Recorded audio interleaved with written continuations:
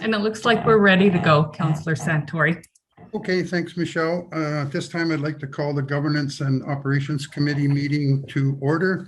And once again, to remind council that this is being recorded and will be for public viewing. So on that note, it's what, 3:34, and we will convene. Today we have a delegation before us, Sheila Adcock from Career Development Services and Sergeant Mike Wasinowicz from the Trail and Greater District RCMP, and to give us an overview and an update on the homelessness support systems that they're currently working on. So thanks very much, Sheila, for being here, and Mike, and we look forward to your presentation. Sheila, would you like me to start? Yeah, that'd be good. Sure. Okay. So the Trail and Greater District RCMP have taken a proactive approach when looking at crime and dealing with mental health and addiction, as well as homelessness and poverty. We've reached out to a lot of our community partners. We have a lot of talented people in our community that can provide great volumes of help to the police. Policing is not as simple as arresting bad guys, putting them in jail. It involves dealing with complex social issues. There is always that component that the police will conduct enforcement and make arrests, and some of those people do end up in jail. But especially during COVID times, what we've seen is a much greater need for providing a type of social support for our local community. Now, it's not just people on the street, it's everybody. We're doing a lot of check well-beings, unspecified assists, which kind of accounts for anything that we can't put into a specific category. A long time ago, or 2 years ago, when I started this job, it feels like a long time ago, I started working with already established groups. One is the mental health working group, and another one is CDS. Career Development Services, run by Sheila Adcock. I'll focus on that today. So they provide a number of services that dovetail well with what we do. We do have people who are down and out and have addiction and mental health issues. And CDS has been providing them with a lot of support, both with work, with finance, financial stuff like finding houses and food and connecting them to services. A critical piece of that has been the temporary shelter. Everyone needs a place to go and sleep at night. The shelter does provide quite a good accommodations for this group, as well as oversight. We've been working with the shelter, and we do attend there quite a bit and help them deal with issues when they arise. There's been issues in the back alley and a few other things, but the service has been far greater of a benefit for Trail than the negative.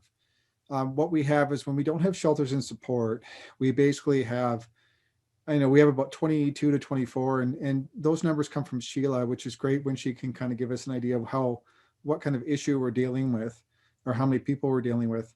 When we don't have these supports, they end up under the bridge. They end up all over the river. They end up throwing garbage down alongside the river as well, or getting into sleeping in ATMs. But when they have the support of CDS, they all tend to be in one place. They get fed, they get put in contact with support services, sometimes directly and sometimes indirectly. So it's been a good partnership for us. And Sheila also knows a lot about their lives. And over the last year, I'd like to highlight, we can't get rid of people. We can't just pick them up and displace them from their communities. It's not legal, it's not lawful or ethical. But Sheila, has gone to great lengths, even for her own personal, out of her own personal way, to ensure people end up in treatment. And we've had 4 people go, and I think at least 3 are being successful, including a recent person who went. And that particular person, has some dealings with us that he's going to deal with, but we've managed to work it out that he can complete his treatment before he returns or comes out of treatment. What that does for us is crime is very driven by mental health and addiction.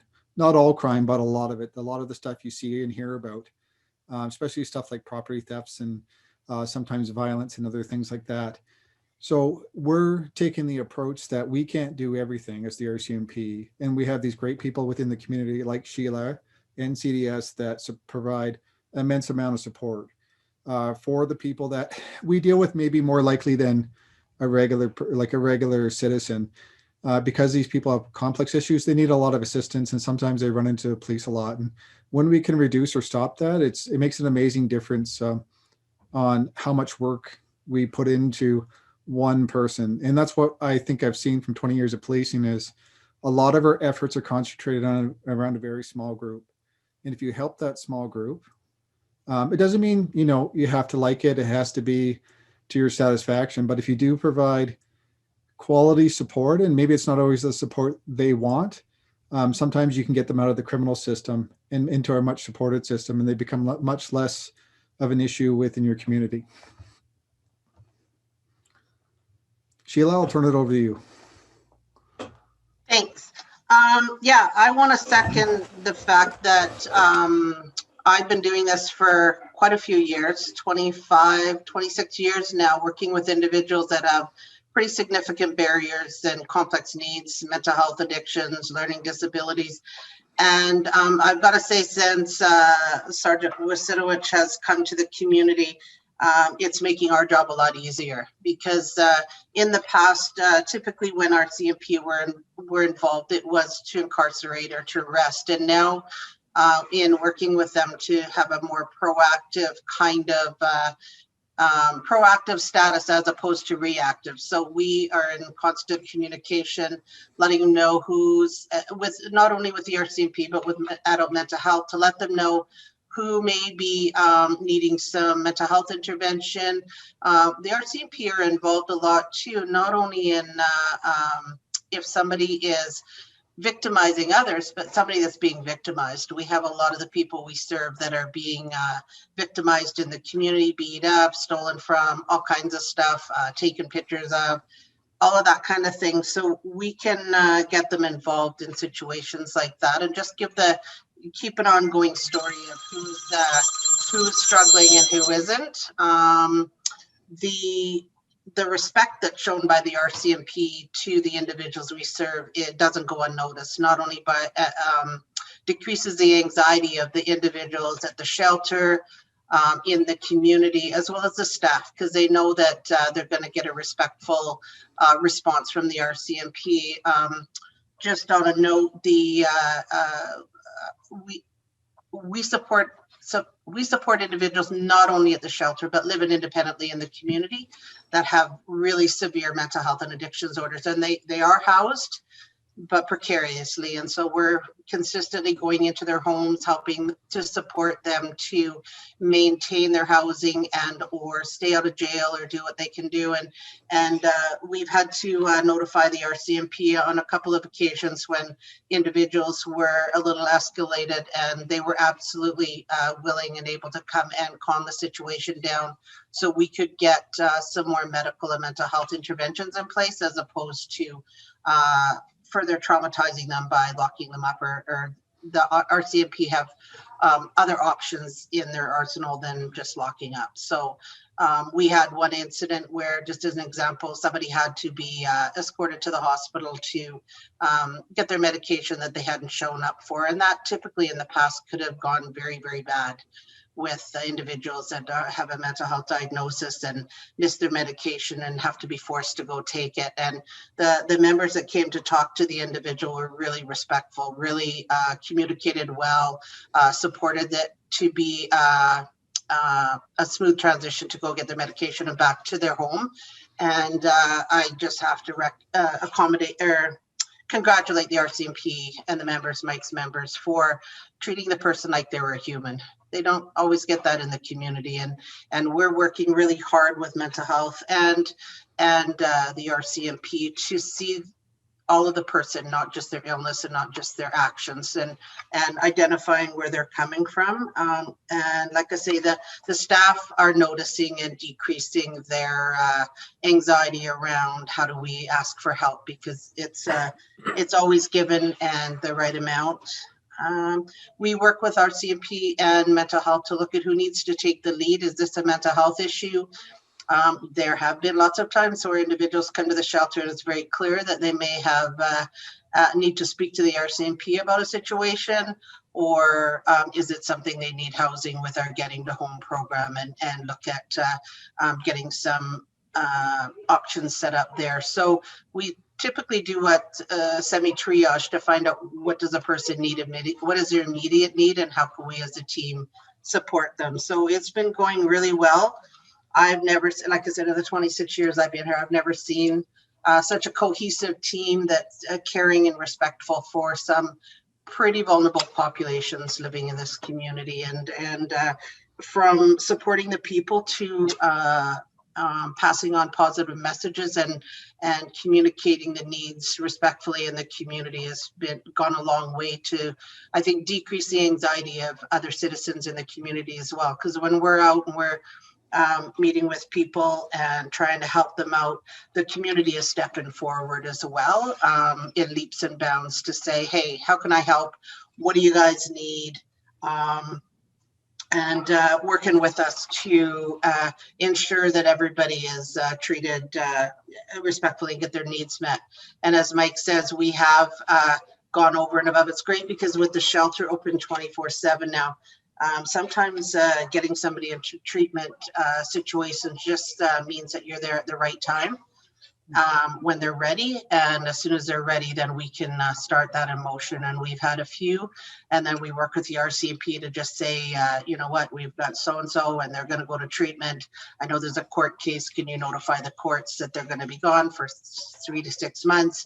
They'll deal with their issues when they come out. So it's been a great open communication back and forth, and it's made a difference in our job as well as, like Mike said, the RCMP's job and Interior Health. We kind of work together. So yeah, it's if anybody has questions, we could answer questions. But Thank you, Sheila, and thank you, Mike. And now I'd like to open up the floor to members of council that have any questions of Mike or of Sheila over this, their presentation. Paul? Oh, This is for Sergeant Wasinowicz. Mike, it seems like since this council came together, one of our sort of issues has always been staffing with the RCMP and sick leave, and you know what you're working with basically. Is that looking like it's going to get better for you in the future, or is it sort of in a standstill, or where do you feel that going? Well, it's actually, that's a really good question. The reason I'm reaching out to a lot of other agencies and really trying to form those strong partnerships is because the RCMP will continue to be under-resourced. At our detachment, we're running 2/3 our staffing levels for constables. We have a full supervisory staff and office staff, but that seems to be, you know, a bit of an issue within the RCMP and has been for years. We do also have some people with certain restrictions, so they can't work 24 hours a day, which puts further stress on some of the members that are working. Now, long term, what I've been told and asked to pass on is that the RCMP is having difficulty recruiting as well as training. Part of it's due to COVID and part of it's due to long-term projections in policing. Simply people don't want to be police officers anymore due to the risk and dangers in the jobs, amongst other things. It's not a very popular career when you have most groups protesting against you for everything you do.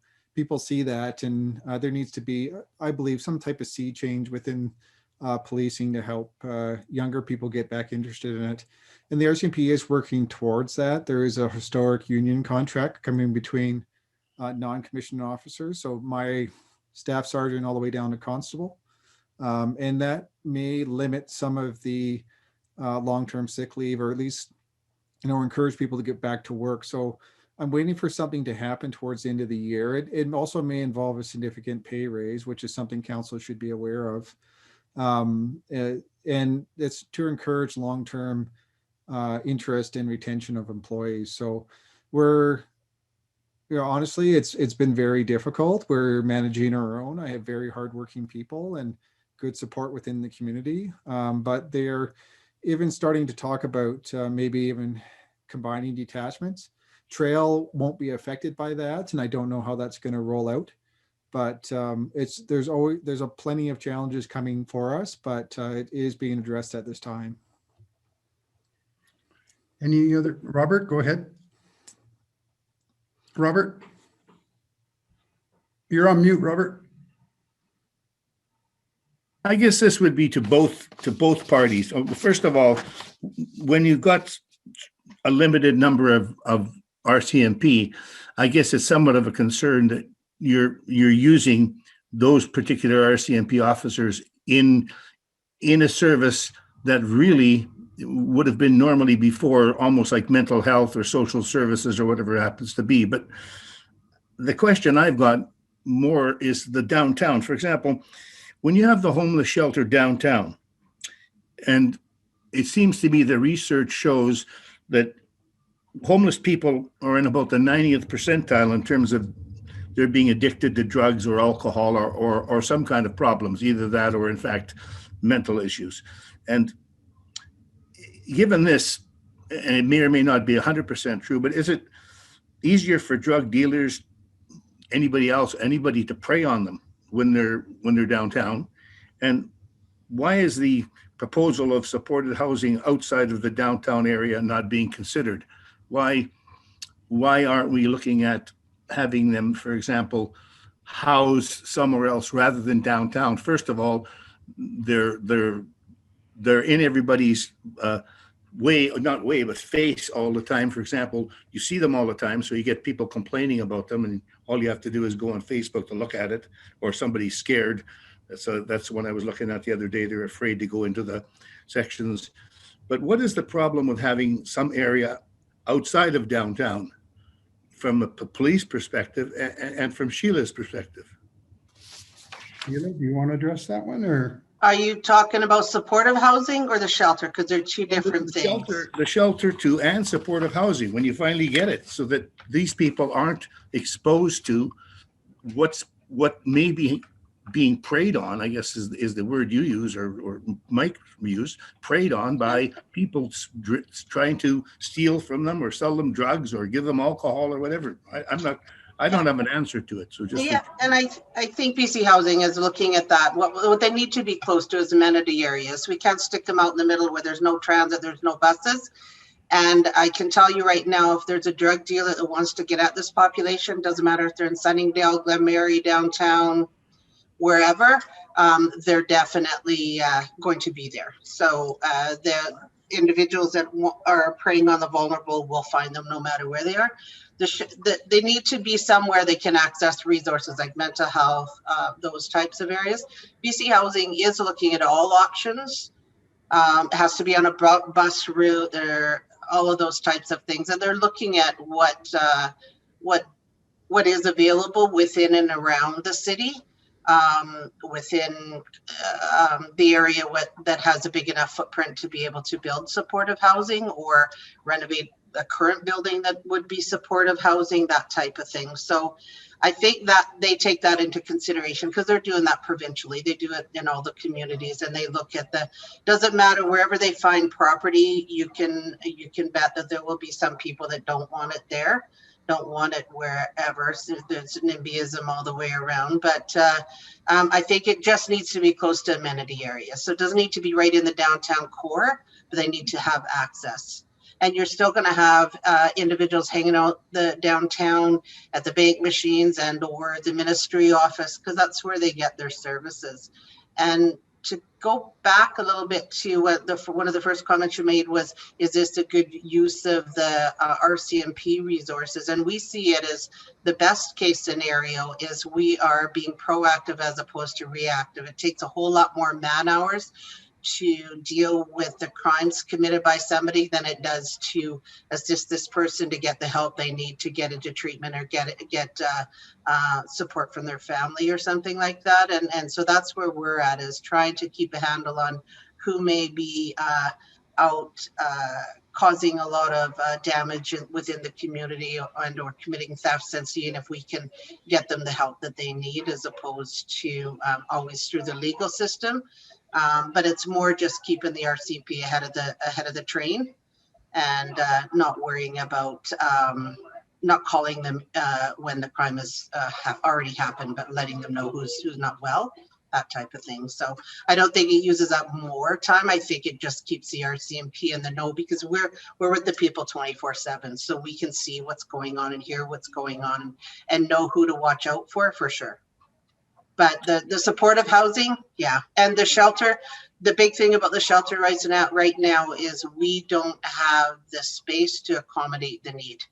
And that's where we're looking at trying to, but because we own the building that we're in, we can't go out and purchase another building unless we know we have full-time shelter, because as it sits right now, our contract ends the end of March. Shelter will be closed unless further funding comes in. So we can't go out and purchase another building and then not have the staff to run the shelter. So we're constantly in speaking to BC Housing 2-3 times a week to just keep the needs here on their radar. The trouble with a lot of the BC Housing projects and stuff, as well as everything, is they're just so busy putting out COVID fires, right? So they're leaving the shelters open longer, renting hotels room for people that are waiting for results. So yeah, there's a lot of that. So ongoing shelter issues are kind of moved to the back. Thank you. Do we have any other questions? Go ahead, Colleen. Thank you, Sandy. I just a comment and then a question, I guess.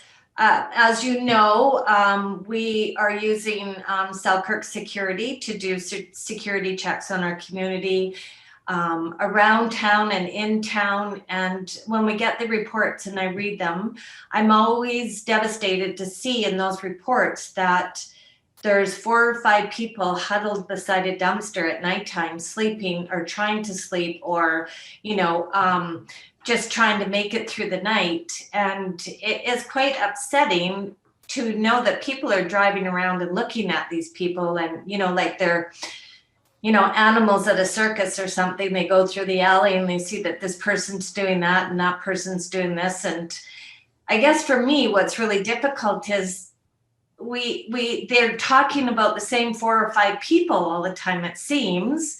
Is there not a place that we can put them or open up for them, or, find a hotel room for them, or, whatever happened to the United Church? Because I remember when I was helping with the food bank down there, there was people that would come in there overnight for a shelter, come in at 8 and leave at 8. And it doesn't seem like there's those kind of options anymore. And is that because of COVID? The churches aren't opening up anymore?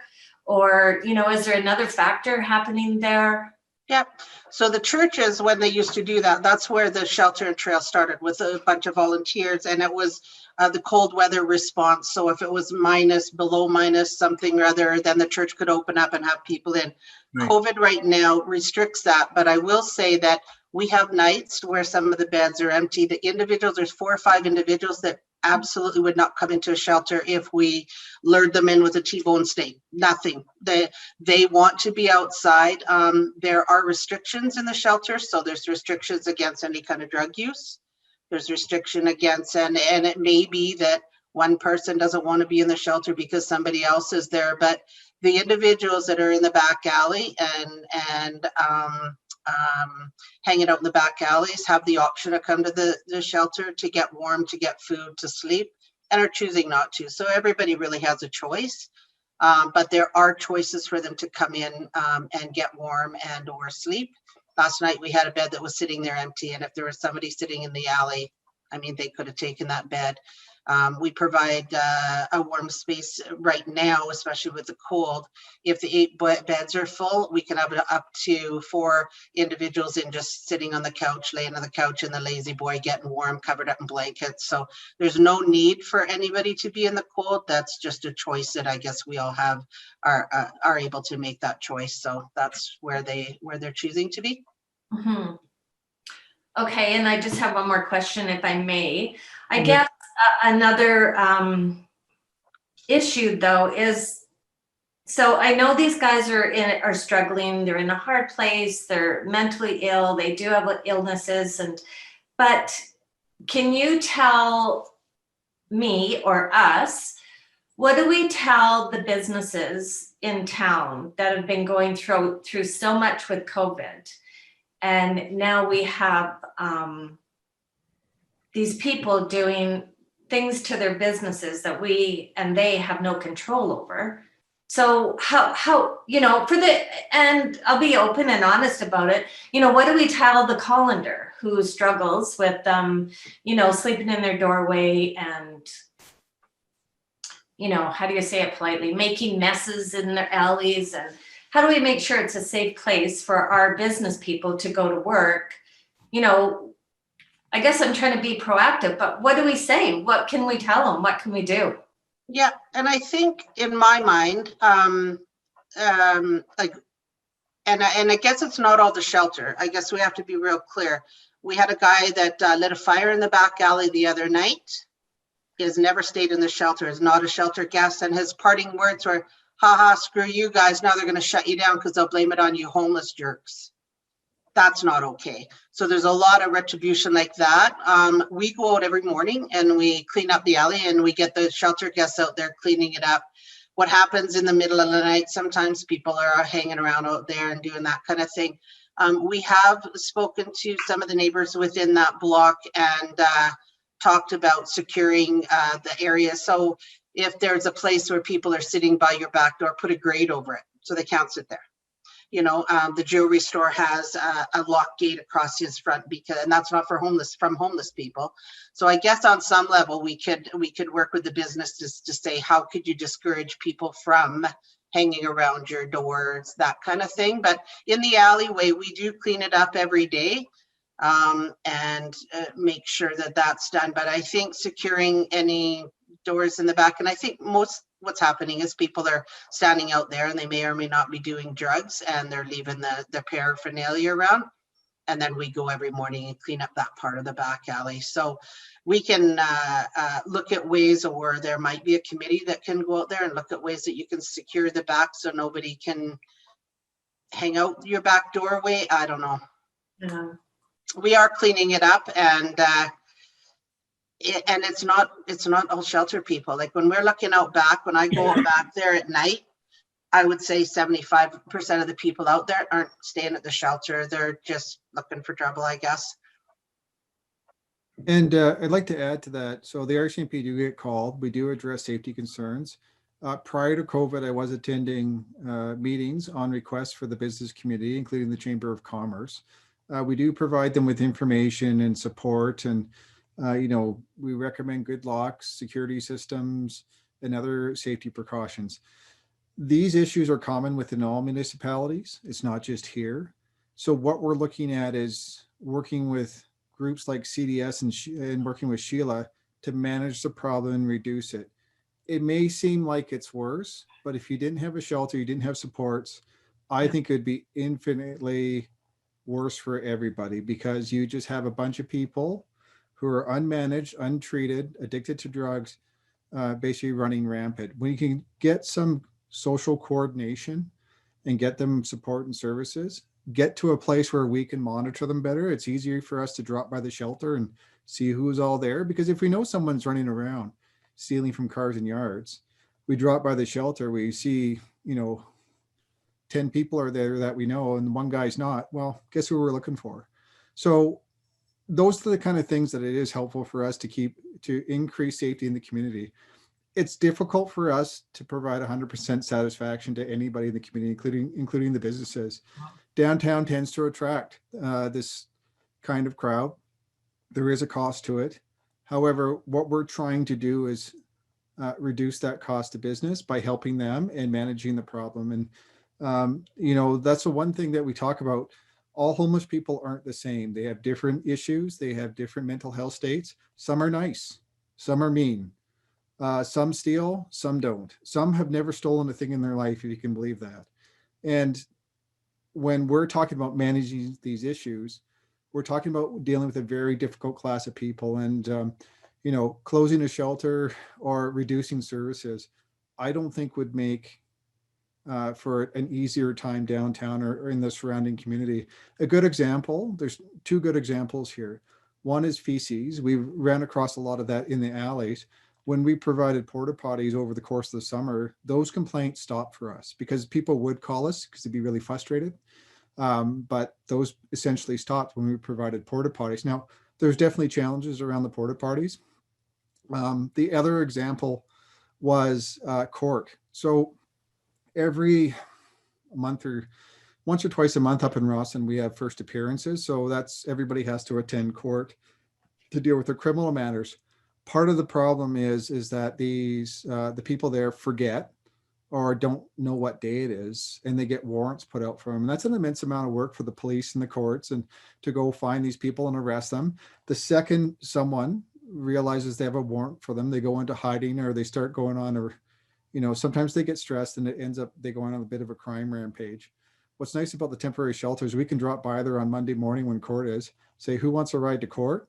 And we can sometimes ferry 6, 7, 8 people up there, get them to deal with their matters. Sometimes, there's sentencings that occur, and part of that sentencing is there's mandatory reporting to probation and medications and conditions that really help us manage. So, when we're looking at a balance between what we're doing versus not doing it, I think what we're doing is actually helping us reduce the issue and manage it. But the downtown core, and I think everyone here knows, housing has dried up. Before in Trail, like I started in the Cuss 20 years ago, and I know people were buying houses here for $25,000, and you could put people in there and rent them out for nothing, and everybody had a home. The pressure of real estate has reached everywhere in BC and let's say Canada, and pushed these people out into the street. There's no longer the homes or spaces available to them. And even when you find a home, Sheila can attest to this, there's incredible challenges to make sure they don't take advantage of that home and homeowner. So I think the supports we're providing are necessary in order to give us our best ability to manage these types of issues. And anyone's feel free to call us if they see something, and they are. And we regularly tour down the back alley and visit the shelter and other issues. I think every single night we have to go tell someone to stop sleeping in an ATM. But I do find that a bit sad. When you have someone sleeping in an ATM, that's their last place they can go. And that's what we're finding is we're just pushing people around the downtown core.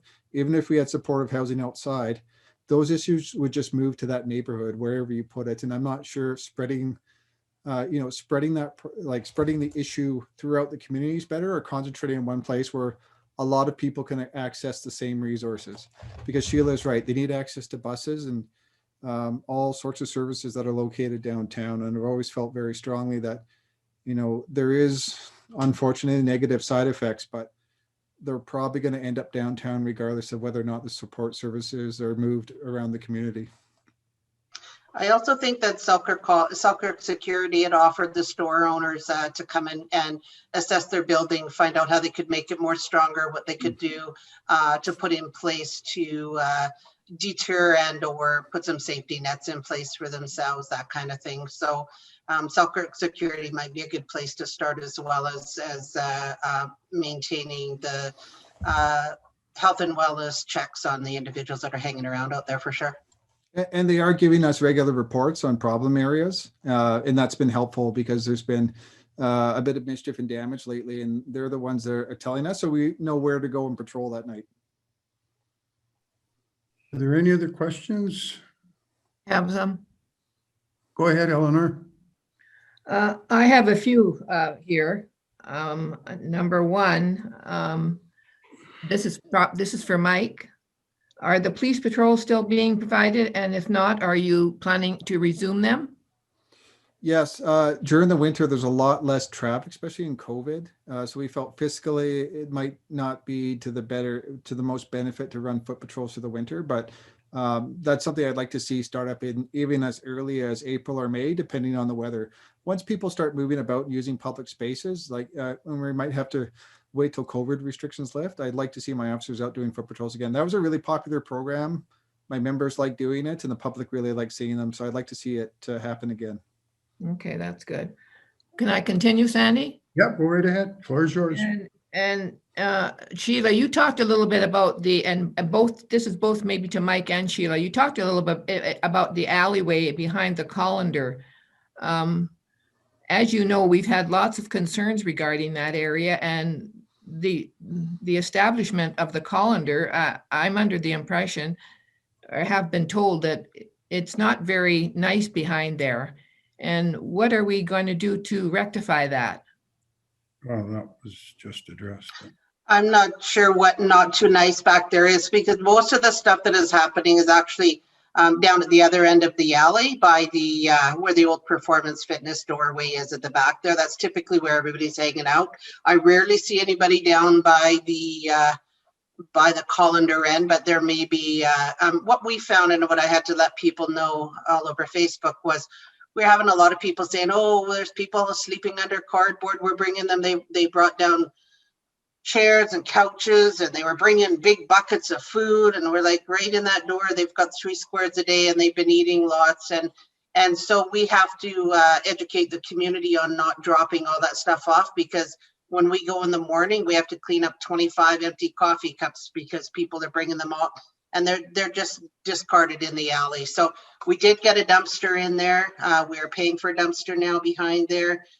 The staff go out at the beginning of each shift, and at 9 and at 3, make sure the alleyway is cleaned up. And we don't do it for them, we do it with them. We close the shelter, everybody gets out, everybody picks up some garbage, because this is, and so they've been pretty proactive at keeping it clean. I don't know, yeah, there's people in the back alley, but I walk by there every day, and typically it's pretty clean, other than few bits of garbage and stuff. So I think we're working pretty hard to make sure that it's not having leaving a bad taste. But most of the stuff is down at the other end of the alley, wouldn't you say, Mike?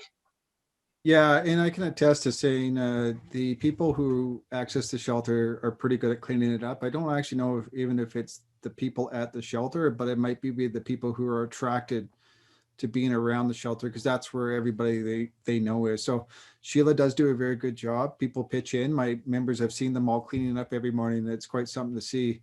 I think where we can, I think Sheila would agree with me, where we would like to see help from mayor and council is if the shelter, if we're going to continue, I think we're continuing with having a temporary shelter. If that's not the ideal spot, where can it go where people can access all the resources downtown that doesn't cause as much issues as behind a restaurant? And I think Sheila identified a building, but there's always somebody who doesn't want it there. So I think, looking forward for the RCMP, it's nice to have a building that's a bit isolated with a bit of space where those issues can be contained within on the property. So if the issue is garbage, if you have a property which it could be contained on, then that's Sheila's issue and the shelter's issue, rather than it spilling over into public property. And I think going forward, that's something that council can really debate on, is where is a proper place for something like this? Carol, you had a question? Yes, I have one for Sergeant Wazentowicz, and then also a couple for Ms. Adcock. Sergeant Wazentowicz, you've spoken about the proactive approach that you and Ms. Adcock and other support services in the communities have been pulling together, and how it's working more favorably rather than coming in after the disaster or the issue has escalated. And you've also mentioned that you have the opportunity to stop into the shelter when people are required to attend in court, and you've taken people up to court. And then, of course, there's the response when issues do arise and we have inappropriate behavior or other issues in the downtown core that the RCMP is responding to. So when I look at all those things together, would it be fair for you to give us an assessment of approximately what percentage of RCMP time is devoted to all of that? If you could kind of bring all that together. Well, right now, most of our time is actually devoted to things like that. But in addition, COVID-related items. If you've noticed, the last quarter we put out, crime in 2020 dropped 20%. Yeah. So, but our calls for service were nearly the same. I think there was a 7% difference. And year to year, there's about a 5 to 10% fluctuation. So a lot of our time is spent dealing with in-between social issues. And where the police step in is that there's always any type of violence or threat of violence or dealing with difficult people. That's public safety, and it falls to the RCMP. We would like to see in the future more of an outreach, maybe through Interior Health or other organizations where maybe frontline workers can reach out and deal with specific issues like mental health and things like that. But even with that, the police would probably still all be present. So it's a large burden placed on the police. I think it has more to do with the amount of policemen we have rather than spending too much time on it. I think we're always going to be spending time on it because, you know, as an example, we go up to the daily pavilion, assist, you know, either with a mental health person in our custody or if they're refusing to take a medication. There's processes that we follow, but we assist with delivery of medication, whether it's restraining a person or simply most of the time it's convincing them through verbal de-escalation to take it. But these are always things that are placed on the RCMP, and we're seeing an increase in demand on us, especially with all the COVID and reduction in court time, and more people are appearing by video. We're now, you know, acting as de facto sheriffs, where we're sitting in on bail hearings, doing security, where in the past these people would have gone to the courthouse. So the RCMP does a lot of things that are not related to crime, and the bulk of our work, I believe, can be that sometimes. Though, you know, our primary function is always enforcement, but it's amazing when you start looking around you how much pressure and extra duties are placed on us because other organizations can't meet the demand. Okay, thank you. Ms. Adcock, I just have some questions for you as well. I've gone onto your website a few times and looked up some different things. And you said you've been with CDS for 26 years. In fact, CDS has been operational for approximately 32. So I'm sure since onset and during your duration, you've seen a lot of changes. And one of the ones that I would be most interested in is what kind of staffing have you now, say, in the last couple of years, where COVID-19 has become a bigger issue, as opposed to when you started in there 20 years ago? Back then, you probably had a smaller staffing level. Would I be correct? Yeah, when I first started in this position, there was 1.5 staff. I was full-time and there was a half-time staff. Okay. And so that was 26 years ago. Today, I have about 75 staff. Are those all full-time employees? Anywhere between 20 and 40. Yeah, permanent, part-time to full-time, depending on You said some 75? 75. Yeah. Okay. So those aren't volunteer positions. Those are all salaried or paid positions? Those are all paid positions. And that's because we have a lot of different programs. We have residential, a residential home, we have employment services, we have job coaches, we have outreach supports with people living in the community that have significant support needs to live independently. So we have about 25 outreach workers working about 400 hours a week. Okay. Just in the community, and that's with people in their homes. Then we have about 12 to 15 shelter staff that are working at the shelter. So there's a variety of lots of supports. Would I be correct in assuming that a lot of these people, it's not necessarily every day 9 to 5, it's done as an ad-need basis when their services are required?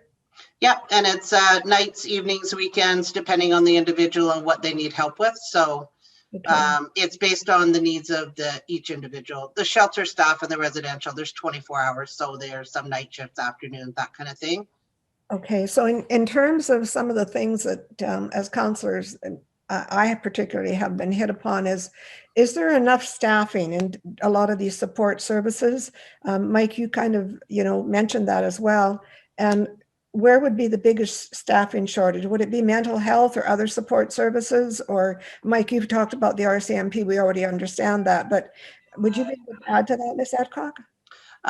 We have 2 outreach staff that work specifically through our Getting to Home program that help people that are homeless or at risk of being homeless. And of that, probably 75% will never have stepped foot in a shelter or anywhere. They're seniors. And when I first started 26 years ago, we could get somebody housed no matter what their support needs were within 3 days. There was those many rentals around, and we worked with landlords, and that's how we started doing that kind of thing, is working with local landlords and saying, if you rent to Sheila, I know she can be a bit of a problem. We have supports in place for her. If you have any issues, call us. And so we started that many years ago. And currently we work with 35, 40 local landlords and rental properties to help them maintain their property. But I've seen a decrease in the ability to get people housed. There's not enough housing out there. I have 3 kids here, and 2 of them had struggled trying to find housing. So I think we've just met up with the rest of the caught up with the rest of the communities, and our vacancy rate is very low. And when that happens, then, you know, a 1-bedroom place that cost 500 2 years ago is now 1,200. Like it's just right out of the market. And that's why, I mean, it's amazing. And I do have to say kudos to the City of Trail to be sitting on a variety of different committees looking at what are the housing needs and how do we keep the vulnerable populations on the list, as well as seniors and families and everybody. And how do we work together to ensure there's housing for all? And that's the biggest change I've seen is we can't get people housed any easier. So we have to become quite inventive. A few of the apartment buildings that we manage, we first come our people that have support needs and have difficulty in mainstream, because we have on-site staff that we try to do. The difference being with us is our outreach staff and support suite provider more on the social work model kind of than the medical mental health model. We don't get in. That's why we rely on mental health and the RCMP to support those that are in mental health crisis, because we have mental health first aid training and stuff, but none of us are psychiatrists. We're not psych nurses, nothing like that. We're based on social work model, how we can support individuals to access those other resources in community. And so we depend a lot on mental health and to be able to support the individuals with their mental health issues while we work on housing. So we can't do it without the other. So does some of the support staff, is that in-house training that they'll receive when they're working at CDS? Yep, they usually will have a certificate level or experience, and then we do in-house training, and we get training in mental health and addictions. We get training in where, depending on the site they're working at. So at the shelter, they've all had training through mental health and what to look for with drugs, how to stay safe, those kind of things. So if we're able to get ahead on this supportive housing and move ahead on that within the next, hopefully, year to 18 months, what do you think is going to be our biggest issue in terms of staffing? Where are these people going to come that are going to be able to help us? Well, the ones that are staffing the shelter now, I think would be, because I think if we got supportive housing in place, and they're talking anywhere from, 30 to 40 rental units or whatever, I would say that the need for the shelter would decrease to, just people in one-offs, that kind of thing. Because most of the people stay at the shelter have been there for a very long time. They just can't find housing. And if they were housed, there wouldn't, the shelter numbers would drop. Okay. So yeah, and we would absolutely put our hat in the ring to manage the supportive housing and supply the staff.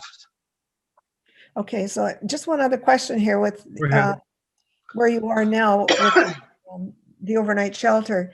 I know that's open 24/7. Do people ever come in during the day to sleep or rest? And they yeah. There's probably up to 20 people coming and going during the day. They come in to get warm, have a shower, do their laundry, to eat. We have boots, coats, gloves, dry clothes, so they'll come and get dry clothes. We work with the street outreach through mental health. They have a team that comes over that has a social worker and nurse, and they come over. So and we also have 2 Selkirk College nurses coming. So every day we've got some kind of medical care coming in. So we can say, hey, we have a concern with this person's feet, or with that person has an abscess tooth, or whatever they need to do. And we've been able to hook up a few of the shelter guests to the opioid treatment program, and who are doing very well on that through having Interior Health come to the shelter, as opposed to the guys from the shelter having to go to their offices, because it can be quite intimidating going into. They don't actively seek out medical or mental health supports, but if they're there, they'll accept them. So it's been a good program. in one of the surveys that was done, and I can't remember if it was the one through the regional district or there was another survey done that was presented to council, just what you've mentioned here was very obvious in their reports. They spoke a lot to those kinds of issues. So just one final question. Since the shelter's open 24/7, I'm just shocked that they don't come in at night and use the washroom facilities. That doesn't happen? Yep. We have about 8 to 10 people coming and going all night. Oh, okay. Yeah, All right. yeah. So we have 8 beds. So people in one room are in the beds and they're all sectioned off with partitions. And then other people can come in and spend time on the couch, get warm, have something to eat. Some of them have a hot shower if they're really cold. So they come and go all night long. It's pretty busy. There's some that just don't want to sleep at the shelter. They're might be sleeping on somebody's couch where they have to be gone during the day, or there's 10 people in one house and they're not really housed. They're just have other places to go. But no, they come all night. Okay, thank you. Thank you, Sheila. I know this has gone on long and I haven't interjected, but I think it's important that, people want to hear from Mike and from Sheila in terms, and I think it's important that we do communicate and give council an opportunity to ask a lot of the questions that are being asked by the general public. So again, I know this has probably gone on a bit long, but I thought I would let it keep going because I think it is important that we have this discussion. I just have one question, Mike, and to Sheila. As the warmer weather is upon us, at least hopefully sooner than later, I think it would be safe to say that we are going to see an increase in terms of the number of people in the downtown core, especially with respect to finding their own residence. And I know that we are going to, and we already have in the past, had concerns expressed by the public when they see tents going up on the riverbank or down the riverside.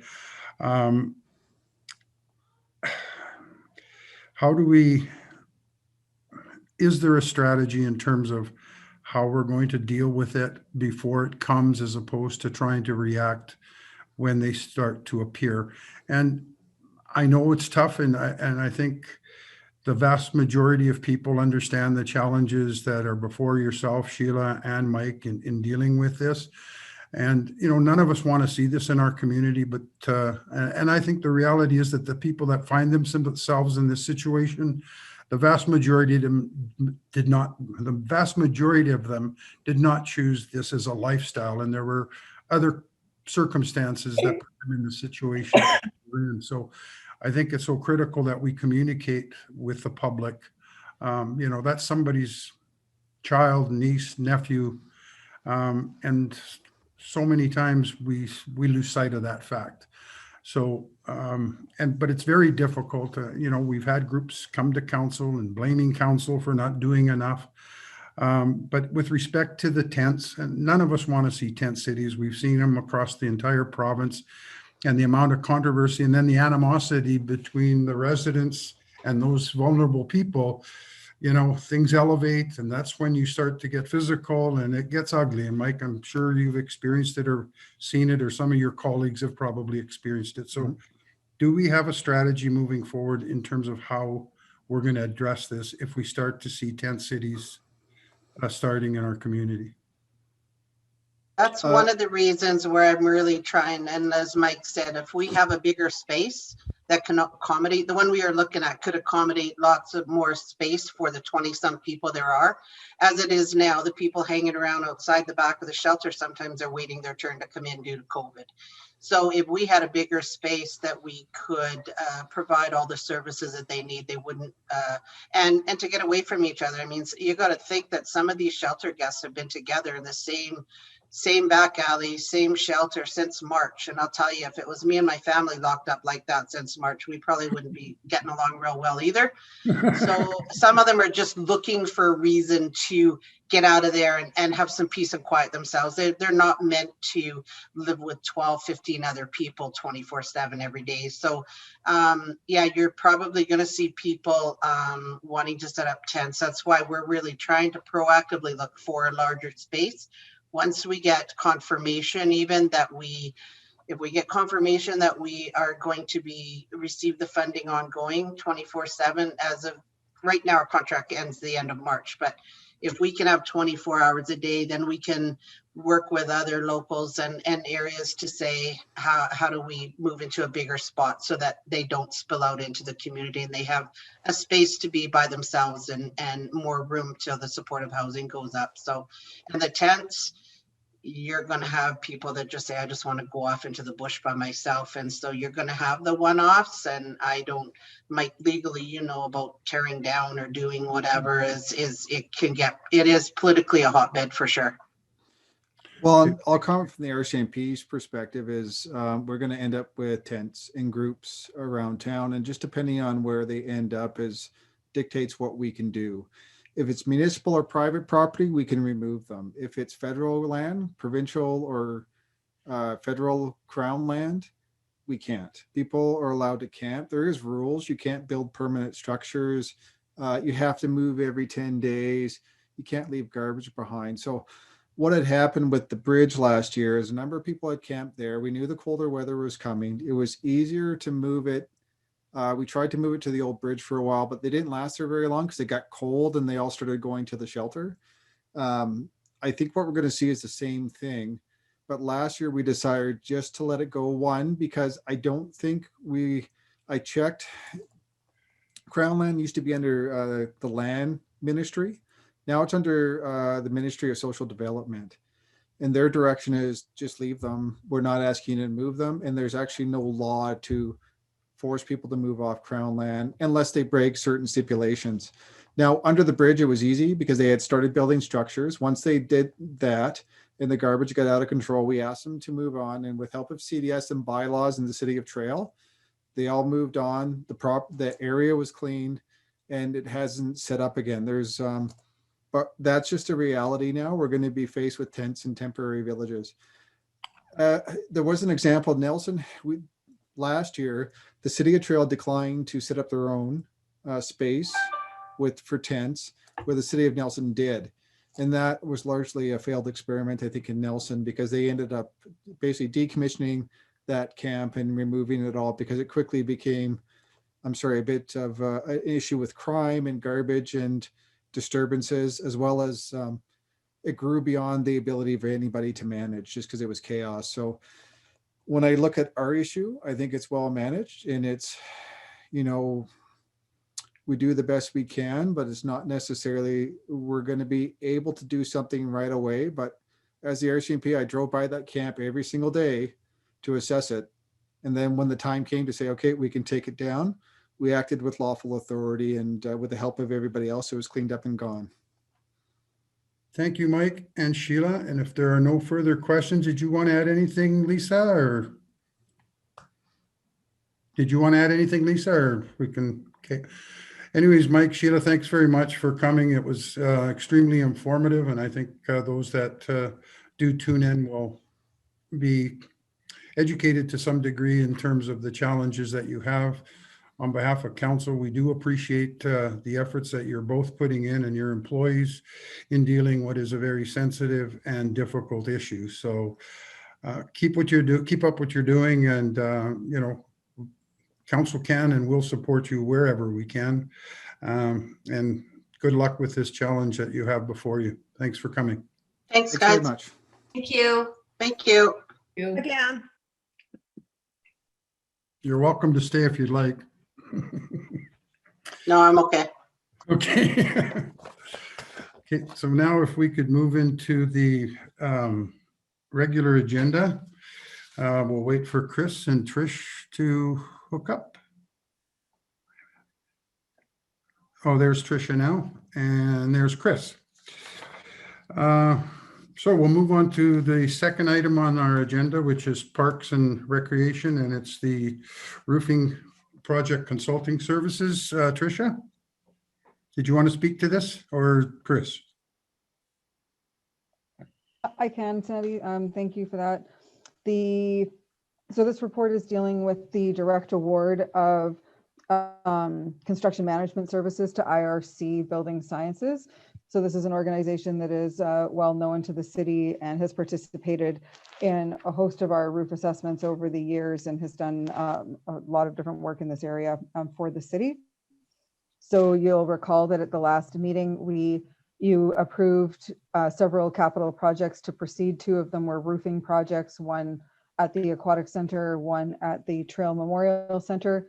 And so this report is dealing with the award of construction management services to help assist with getting those projects completed in a timely fashion in this calendar year. So the recommendation is that we award a direct award to IRC Building Sciences in the amount of $37,100 plus applicable taxes for their services for the 2 roof replacement projects identified. Move approval, Robert. Maybe I'll open it. Seconded by Lisa. Any questions of, Michelle, sorry. Chair Santori, we would like to include in that resolution the indication that council is waiving the City of Trail purchasing policy as part of awarding this contract, as it is considered to be in the city's best interest. Could we incorporate that in the same motion then? That would be our hope, yes. Is that okay with you, Robert? It's in there, I think. It's listed in the recommendation. Okay, that's fine. Listed there. Any other questions? No. If not, all those in favor? Aye. Aye. Opposed? The motion is carried. The next item on the agenda is item 2.2, Butler Park service level. If I can, before we begin discussion on this, I'm going to ask if it's okay with council if I withdraw myself from the chair. And I'd like to first give everyone an opportunity to comment or ask any questions, and then I would like to remove myself from the chair. I have some questions that I have, and there may be cause for some motion that I may want to make under this heading. So does council have any issue with that? No. Okay, not hearing any, I will open the floor at this time to any other council members. Well, first, sorry, Trish. And then I think, Chris, you may want to talk on it as well. I'm not sure, but at this point, if I could ask Tricia to begin. Sure. Thank you, ahead. Councillor Santori. So this report is in, sorry, can you hear me okay? Yep. Yep. Everybody good? Okay, so this report is in follow-up to the council meeting, I guess it was 2 meetings ago now, where there was the initial discussions related to dealing with Butler Park and the pole and light issues. So since that time, we went away and had a discussion with some of the user group representatives, and we were looking at various options specific in this report to dealing with risk mitigation strategies on the recognition that the netting system would not be in place for this baseball season, with the goal of providing the ability to use the park by the user groups, in the hopes that even with some COVID protocols, we can still be able to do something related to baseball on that field for this season. So there's kind of in summary of the report. So I'll maybe just draw your attention to items 4.11 to 4.17. All of those items are in relation to conversations with the user groups that are the primary users of Butler Park. And so this was to kind of paint a bit of a picture as to the anticipated changes to just levels of usage on the park due to COVID-19 and a variety of changes that they're anticipating this year due to the current restrictions.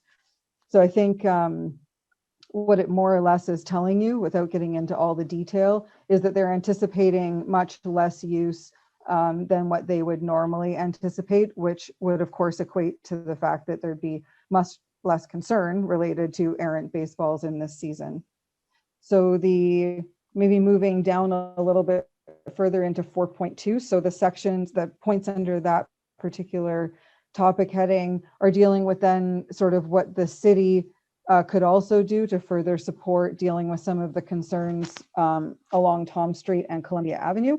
So there's some, and this was done in consultation with the users as well, because they would have an active part in participating in making sure the signage is up and putting it out for their various baseball activities.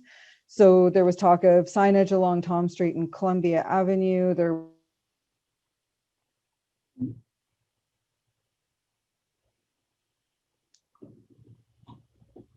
We've lost you.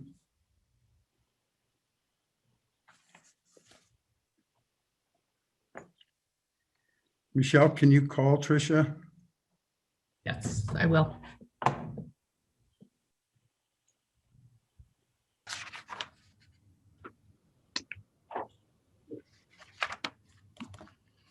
Mhm.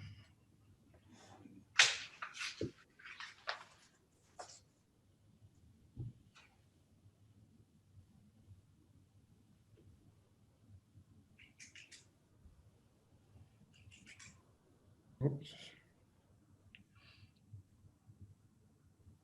Can you hear us okay, Chris?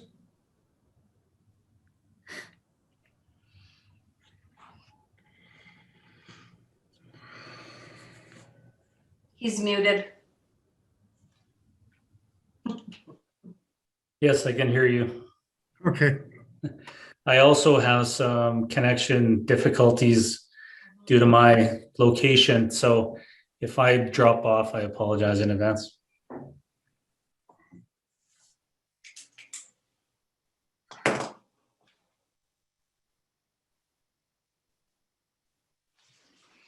Sandy, Yes, why don't you just move on to the number 3, the airport, and then come back? It I seems to can be do that. Thanks, Robert. a simple one. Yeah. Councillor Santori, Tricia will be trying to call in. But Oh. if you want to move along, then we can come back to it. Okay. Well, we can maybe deal with one item while we're waiting for Tricia. How's that? Trail Regional Airport hangar agreements. I think it's quite straightforward. Are there any questions or discussions? Move approval. Robert? I'll second it. Seconded by Colleen. If there are no questions, all those in favor? Aye. Hey. Aye. Opposed? The motion is carried. Is Trish on the line? Not seeing her. Oh, I thought, okay, sorry.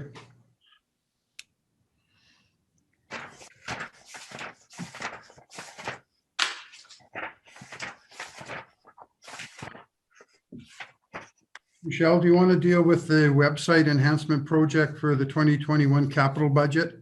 Yes, we sure can. So our communications and events coordinator, Andrea Jolly, has put together some reporting for your consideration. As council had approved at the last Governance and Operations Committee meeting, the enhancements to the city's website this year as one of the priority capital projects. We are now looking to council for your approval to continue services with eSolutions, who are our website provider, to complete the enhancements capital project with a total cost of $29,550 plus taxes. I think council can agree that our present website service provider has served us very well. Our staff are well-trained and able to work within the website to do the necessary upgrades and changes. So it is being recommended that we continue with the eSolution services.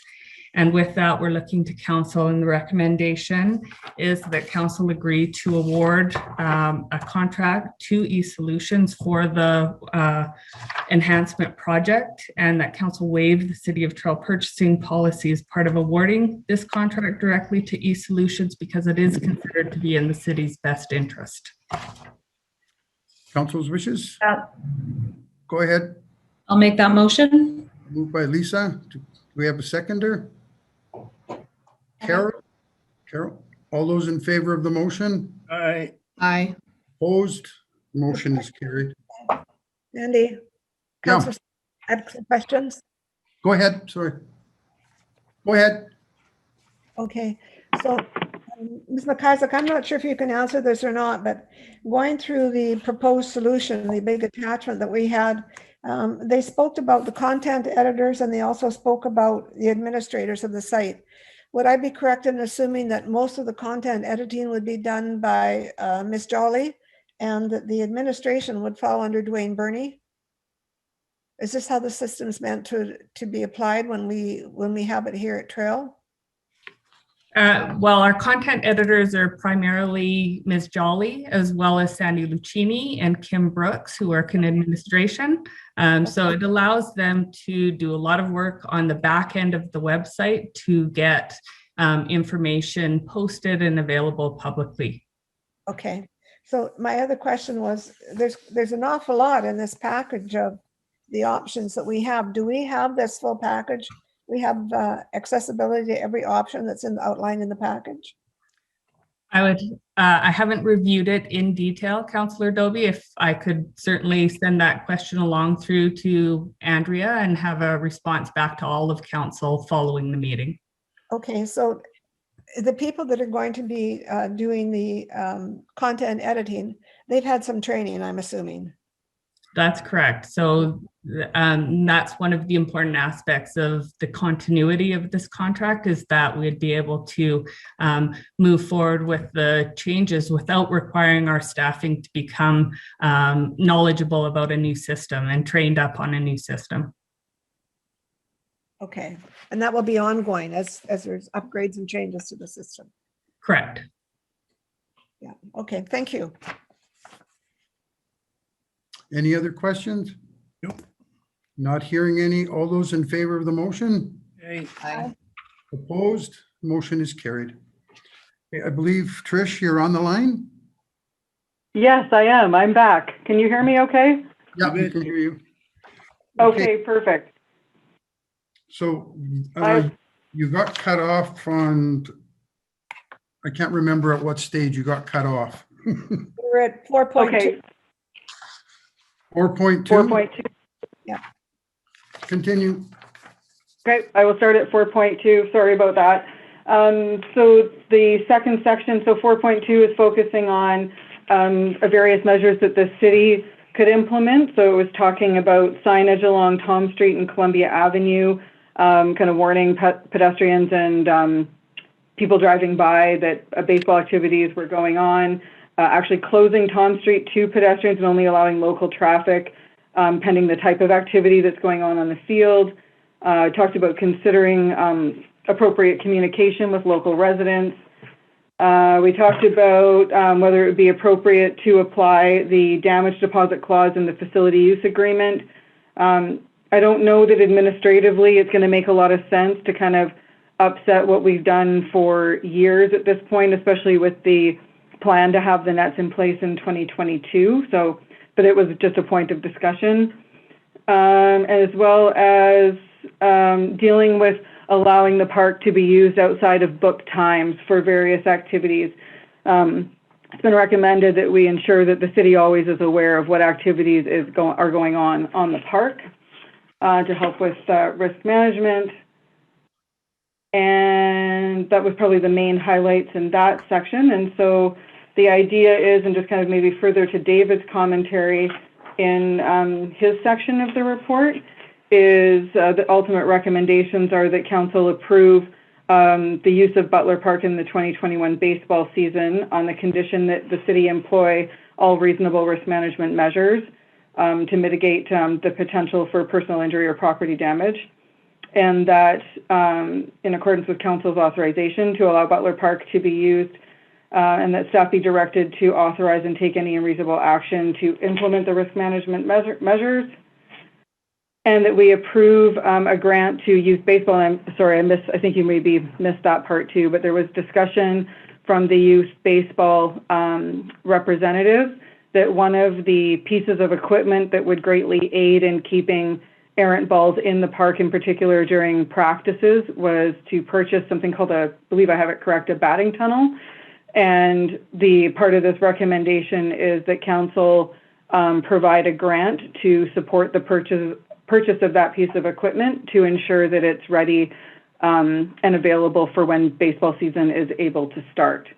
So sorry, that was kind of a broken up report on my report, but maybe we'll start with any questions from there, Councillor Centauri. I think we got the gist of it. Okay. As I said, I'm going to open the floor at this time for all of council to answer their to ask their questions, and then I'm going to remove myself from the chair. So on that note, are there any questions of any members of council?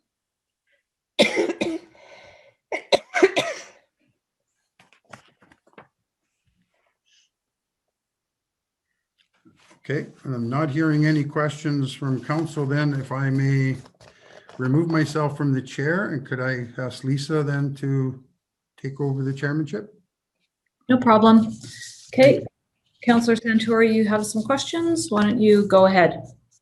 Well, first of all, I want to thank staff for the effort that they have put in to the point where there's a good possibility that we will have a ball season this coming year. I think we've come a long way in terms of where we were, say, a month or 6 weeks ago. But I've got a number of questions for Tricia, but some of them may not be relevant after I ask this question of Chris. I think if I can just read it, the motion at the last meeting, or the meeting of January 25th, was that the matter would be referred back to staff to further investigate pricing and options for protective measures to be considered by council as part of the 2021 capital budget.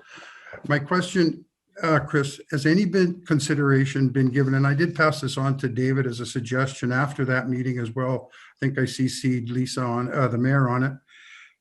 Has there been some consideration, or is there work underway right now to separate the two, the lighting versus the netting? And the reason I asked that question, my understanding from previous reports is netting puts a significant amount of stress on those poles. And if that in fact is a concern, would it be feasible to separate the two projects and use independent poles for the nettings down first and third base? Has that been considered? No, because the cost of installing poles with lights, I will say extraordinary to netting poles would just add incrementally high cost to the project. So we're going to utilize the light poles to hold the netting. Does that make sense? So we would be putting in, so if we did it separately, you would need 6 additional poles just for lights alone. 6 additional? Yeah. So we would. 6 poles in addition to the light poles, you mean? So assuming that you would want us to proceed with netting first, or I don't know how to, I'm making an assumption on your comments that they should be separate, or we should look at separate projects, but netting, the nets would be attached to the light poles in the ideal situation to save on the amount of poles needed to be installed. How about that? Because each pole can be $60,000 to $90,000 to install and erect. Yeah. Okay. And then my other question is, and again, I think I already know the answer, but I just want to make sure. There was some suggestion of temporary netting from the grandstand down to third base on one pole and the same on first. Is that feasible? No, because of the forces exerted by the netting, the spacing of the poles has to be reduced. So there would be multiple poles installed between the grandstands and the extent of the net that you wanted to install. So if you went to third base, I think that's roughly 90 feet. 90 feet. Yeah. And you need a pole every 30 feet to hold up that netting.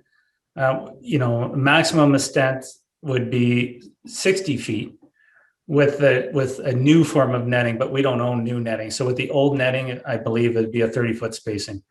So there'd be 3 poles additional to the grandstands. Okay, thanks.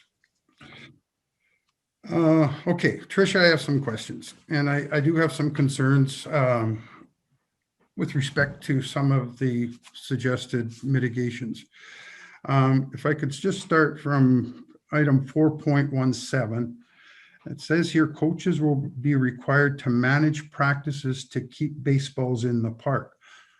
can you explain how a manager is going to control balls leaving the park? Yeah, no, I don't think you can. I think it's what this was aiming to communicate and what was shared with the baseball representatives was that this was an MIA recommendation in conjunction with the damage deposit requirement in the contractual agreement to use the park. So I think they would have to go hand in hand.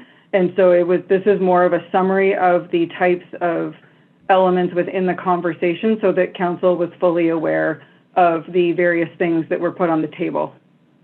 Okay, if I could take this time to comment on MIA, and I apologize for council, but I need to make a point. MIA is an insurance company, and they're no different than any other insurance companies. And they are going to make recommendations because they don't want to pay out claims if they don't have to. And I'm going to use this as an example just to kind of make my case. If a week from now, City Hall gets broken into and they come in and they steal 6, 7, 8 computers, we report the claim to MIA. And then MIA comes back and makes a recommendation and says, well, you can do one of two things. One, you can put steel doors at City Hall and put 3/4-inch bars in your windows. Failing that, then we would recommend that you hire security to monitor City Hall when it's not occupied. Now, council's probably thinking, and just you can nod your head if you agree, that that would be ridiculous and that we would not go through the expense of doing that. Would people agree that that's ridiculous? Okay, maybe not. Would council think it's a bit much when you get a recommendation from MIA to erect a sign at home plate that tells players to control their swings and also that they will be held responsible for any damages caused from errant balls? Does council feel that that's acceptable? That's ridiculous. Well, that is one of the recommendations that the MIA has made. I have been to many ballparks and I would challenge anybody to show me a ballpark in North America, the world, anywhere where baseball is played, that there is a sign at home plate telling players if they can control their swings, our players are all going to Major League Baseball, because that's how good they would have to be to do that. So I think we have to take recommendations with a grain of salt when it comes from the MIA. The other issue that I have is to apply the damage deposit clause in the facility agreement. And this is another recommendation, Tricia, from MIA?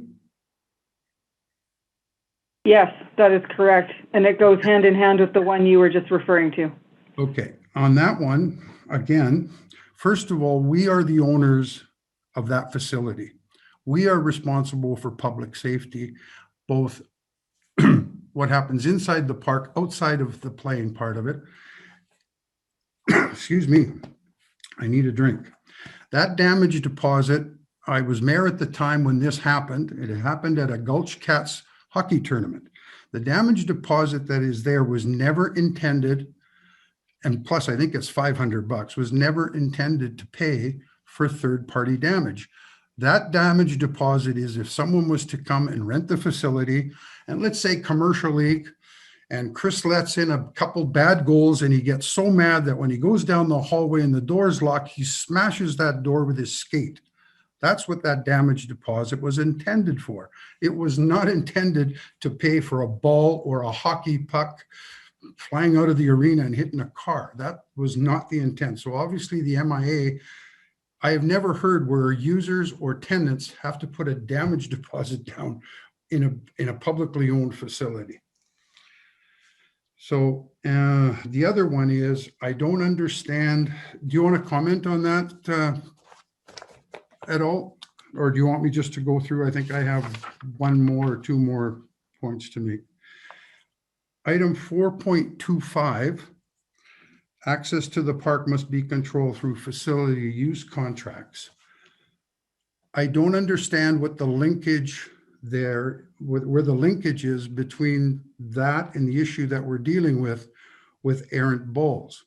The reason I'm bringing that up, both Trail Little League and Butler Park have for decades maintained our park, groomed our parks, prepped the parks, put tarps down if the weather was raining during the day, but clearing up so that the infield didn't get wet. So based on what I'm reading, if I'm understanding it correctly, is they will only be able to have access to that park when they have a scheduled practice or a scheduled game, which means they cannot go in there and do the grooming and the raking of the baselines, the warning track, and doing all the work that the meticulous work. And if that's the case, are we then planning to use our parks and recreation staff, take them from their other duties to go there and prep the park and groom it the way the baseball groups have been doing it for, I'm guessing, at least 40 years? And if that's the case, are we going to go and tell Trail Little League that they cannot go on the parks any longer other than for scheduled dates? I really have a problem with this one. And I don't understand how this got to become a recommendation when it has no linkage whatsoever with the issue at hand, and that's errant baseballs. So Councillor Santori, sorry, I know you can't see me, but I could maybe add a bit of perspective to that if you like. Sure, yes. Okay, so the idea, so this report is specifically dealing with the errant baseball issue. So it is not meant to limit the, kind of to your point about the field maintenance, dragging the fields, all the other good work that the baseball representatives and their associated volunteers do. The idea is that we need to know when it's happening so that we know what's happening in our spaces. And Butler's a little bit different because it's a locked facility. It's not a facility that is open to the general public. So the idea is that there's improved communication so that we know who's in that space doing what, and so that we have some management of that facility. So it's not meant to limit, it's meant to put parameters around those activities so that we can know what's happening in that space as they wish. I mean, they're the sole users of the park. It's not like there's an issue other than if our crews have maintenance work to be done in there that would really ever impact their ability to be in that space. We just need to know what's happening because we're ultimately responsible for it. But it's not meant to limit, it's just meant to improve communication. And I believe there's lots of ways around that would work for both parties. Okay, will they be issued, will they be given free access to the park? We'd have to talk about that with the groups, and I'm fully prepared to do that. Keith and Jim and I think Wayne talked about, I know one of the things that they were after in particular was the batting cage access. I think we may have to put something in place that changes the types of activities that they're trying to accomplish. Games and practices may look one way than, say, field maintenance or batting cage usage. There could be some ways to sort of divide that still allow both parties to get what they need out of this, but we would need time to sort out those details and to think it through. Okay. Thank you for your response. And I don't mean to prolong this, but I'm still at a loss. What has occurred that has prompted this to come forward? What issues have we had in the past that now it is necessary that we implement this? I mean, I've not heard of, or has anything been brought to council in the past that we have issues with the way the park was being utilized and how the user group was accessing that park. I mean, if we have to call a city employee every time we need it to be opened, or, I mean, these are volunteers, they go there on their time. I mean, it becomes an administrative nightmare in terms of, I mean, if they decide to go at 6 o'clock at night, they have nothing to do, so let's go and groom the field. Who are they going to contact and say, hey, by the way, can we go to the field tonight and do some work? I'm still, and again, Tricia, I'm trying to be respectful and I'm trying to, I don't want to prolong it, but I just don't know how the whole issue of errant balls has prompted more control from the administration in terms of this park. I don't understand it. I'm sorry. I really am. So Councillor Santori, back to your comment, just to use it as an example of, there's an evening that it works for people to go down and do some field maintenance. That's exactly what I'm talking about, where working with the groups to figure out the different types of uses and what the city will require depending on what that use is, and then what freedoms we can give back to the baseball group is what exactly I would want to go away and try to work out. I understand that, but why? Why now? What's happened? Why?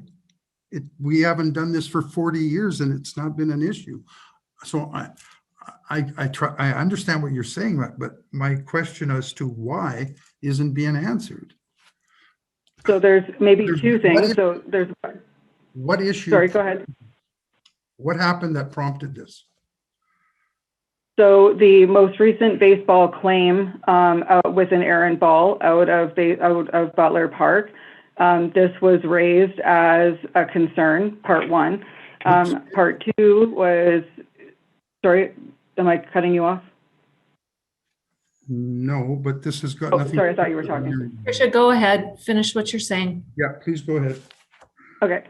And then I think, there's been a couple years in the past, Councillor Santori, where we have raised concern with baseball over keeping us apprised because we would drive by the park and notice people on the field and it wasn't necessarily booked with us. So it's been I would say it's been something that's been a flag. I wouldn't call it a major concern because there's always been a lot of respect for what that group does on the field, and we give them a lot of, I would argue, leniency all the time. COVID also added a layer to this, which it was problematic, where we have another layer of requirement that we have to know who's in that space because we have to know that certain protocols are being followed, and all of our safety plans speak to this need. And so there is a COVID requirement that I can't get around at all. So there does have to be some management and control over what's happening in that space. But I think there needs to be, because trust me, I don't want any more administration than I need either. But we need to evaluate it and look at it with the group and figure out what it is they're trying to do that will meet both of our needs. And I highly believe it's possible. We just need time to actually figure that out. So are we then, if we're controlling because of COVID, then I guess we're going to ask for the same requirement from Trail Little League then? Absolutely. They have to book the fields with us to use them. I mean, in the group also, I mean, I can't speak to this. This would be a better question maybe for the group. But, for example, most groups, like I even think of like swim clubs here, they usually have to have a contract in place with us for their insurance policies. So it's, for games and practices, they typically want to make sure that they are booked in with us, because if something ever happened during one of their sanctioned, activities to one of their players, they want to make sure that they are on the field, doing what they're supposed to do too. So I don't believe, and I don't actually think that that is that difficult to do. And I think we've often done that with the group. There might have been the rare occurrence where that hasn't been the case. The issue is the key access. And so I think it's figuring out what will work for both parties, and we just need to figure that out. Last year, when this really came to a head, we were all struggling trying to figure out even how to get baseball happening. And now we're in a situation where we're dealing with lights and poles and trying to figure out how to get baseball to happen. And even Jim and I last year spoke about saying this was a priority. It was on my list diarized to talk about. And then the pole issue happened this year, which has taken precedent, but it's just fueling all of these conversations that are still yet to happen.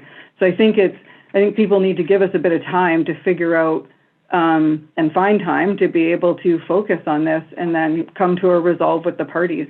I can't tell you what that will be today because I need to actually find time to figure out what that will look like and work with them. Okay. All right. Is that sign going to be, I mean, David said something for staff, to give staff to take whatever reasonable steps that are necessary to mitigate loss.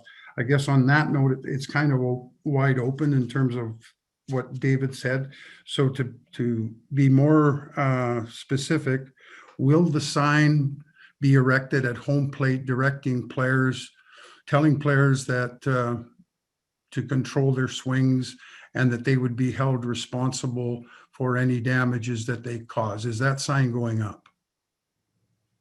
No, because Councillor Santori, as mentioned earlier, if the damage deposit clause is not exercised in the contract, that sign doesn't make sense, because in the staff report, I can only give you so much color to all of that, because there can be a lot more to it. But if I'm not recommending that the damage deposit clause be implemented, because I don't anticipate us to have a long-term concern. I think we have a concern for this year that we're dealing with in the best ways that we can. But with the plan to put up the nets and poles for 2022, really we're dealing with about a 3.5-ish month issue that changing practices entirely doesn't make sense to me. But again, this was given to you as a summary of the conversation, so council would be fully aware of all of the dialogue on the table in case there was something you wanted to do differently. Thank you. I appreciate that. Just my last question on this, Trish, is as far as signage, I mean, even when the nets do go up, has any consideration been given to putting up permanent signs, just warning people that they're in a baseball park area rather than portable signs? And those signs could be there all the time, whether there's nets there or not. I think it would be a further advisement to the public, even though there are nets there, that errant balls may still go over a 50-foot or a 60-foot net, and they can choose whether they want to take a chance and park there. I'm just trying to to go out before a practice and after practice and picking up the signs, it just becomes that more onerous for the user groups. And I think it would serve a purpose long-term, even when nets are up there. So I hope staff would consider putting permanent signs both on Columbia Avenue as well as Tom Street as a public safety issue as well. Yeah, and I'm sorry if I'm jumping in conversation that people don't want me to. I just can't see you to have you tell me not to. My apologies. So there is signage along 2nd Avenue on the fence that talks about people parking at their own risk along that fence line. We talked about permanent signage with the baseball representatives, and I think long-term, once we have, I'll say like our system fully up and in place, I think it could be a viable option, because I agree. I don't think putting out temporary signage is ideal. I think for right now, to kind of heighten people to go, oh, that looks different. Why haven't I noticed that sign before? What is it saying? May draw some additional attention that is important for this year. I think we all know that we can be a bit signed to death. And in particular with COVID right now, there are signs everywhere that I didn't want to put up a permanent sign until we had our permanent park kind of in play. And the group was supportive of trying to figure out what we could do, and we were trying to keep it reasonable for them. And I think the suggestions of what we came to were reasonable for them for this season. And then I think I have to hold out on comment as to what might make sense in a subsequent year once we kind of see where this all lands when the full project is complete. Okay, thank you. Well, let me end by thanking you very much, and I apologize if oops. Can you guys hear me? Yeah. Yes. Yeah. Oh, my picture is gone. Oh, here I am. Thanks, Trish, for taking on these questions. And I do apologize if I may have gotten a little bit rambunctious. I'm trying my hardest not to. But on item 4.24, the last thing that was on there, it says council may wish to direct staff differently. and that's regarding the damage deposit. So if that's the case, then I think it'd be appropriate, or I'd like to make a motion that the damage deposit clause not be included. In other words, just to continue to maintain past practice with respect to the damage deposit. Second. Okay, does anyone have any, so the first motion we're going to put forward is that no damage deposit clause be imparted for the 2021 season. Moved by Councillor Santori, second by Councillor Kashoni. Does anyone else have any questions just on the damage deposit issue? Good idea. Okay, all in favor? Aye. Against, if any? Carried. Okay, and we still have 3 recommendations tabled from our We have CAO. one more motion, Your Worship, if you don't mind. You want to deal with the 3 that are put forward by CAO Parahudov, which is the bulk? No, I have one within the report that was provided by Parks and Rec. And I would move on item 4.25 that the user group be issued a key to the facility with the understanding that an access contract similar to what we have with the smoke heaters, that we do set out conditions they need to follow, so it's very clear, but they do, and to come to a mutual understanding, but they do be issued a key so that they can continue to maintain and do what they've been doing for some 40 years at the park. Okay, so the motion is to issue a key to Baseball Association so they have access to the facility, but also to ensure that there's an access contract in place to go along with that. So that there's an understanding up front in terms of what's expected of them to get access to the park. Yep, so Councillor Santori moved that. Do I have someone to second that? Second, Robert. Councillor Kashoni, does anyone have any questions or concerns on that? No. Okay, all in favor? Aye. Against, if any? There's still 3 recommendations from staff. All 3. Robert, I'll move all 3 on page 11 of 59. Okay. I'll second that. So that's recommendations 1, 2, 3, which are now probably going to be 3 to 5. Yeah. And Already passed 2 though. sorry, Robert, you're moving it. Sandy second. Yeah. Does anyone have any questions or concerns about the 3 recommendations put forward? No, sound great. No, I just want to thank Chris and Tricia again. I appreciate you guys listening and bearing me out. And again, thanks very much. Okay, and let's go for a vote. So all in favor? Aye. Against, if any? Mhm. Carried. Okay, thanks, Chris and Tricia. You're welcome to stay. And at this point, I'm going to turn the meeting. I was going to ask if Tricia's going to stay because I do have one other question of Parks and Rec, but I was going to bring it in under new business. But if it's okay, Your Worship, maybe I can ask the question now so that they don't have to stick around if Tricia chooses not to. Ms. McIsaac, what do you feel about that? Is that appropriate? Our time is getting tight, but it would be fine. Okay, thank you. And again, Tricia, I brought this up the other day, or about, I guess 3 weeks ago, and it was regarding the field house. Tricia, and you do recall that I called you and you responded to me, and I apologize that I kind of shouldn't have gone directly to you. I should have communicated through David first. But you know, at that time, the response was, and I got it at the time, that there was very little demand. I think the wording was very little or no demand for the park or for the field house, and it wasn't feasible to open it up for one group. It's been brought to my attention now, and I have confirmed it through text messaging that right now the original request was from Trail Youth Baseball. But since that time, I found out that there are 3 softball groups, rep teams, they did call and ask for the field house and were told that it was closed. There's also development sessions within those groups that they want to take place. That also the track and field have been told that the field house is closed, and they would definitely use the field house if it was open. As a matter of fact, a comment was made that they can't get in to even take out their equipment. And I think recently, Tricia, there was another baseball group that I think you're familiar with, where they were quite upset. I think they spoke to both yourself and Rob Baker, and this just happened recently.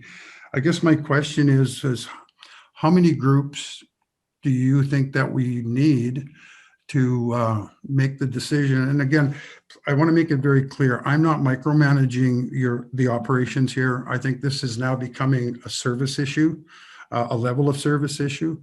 So, and which then becomes a political issue and a council decision.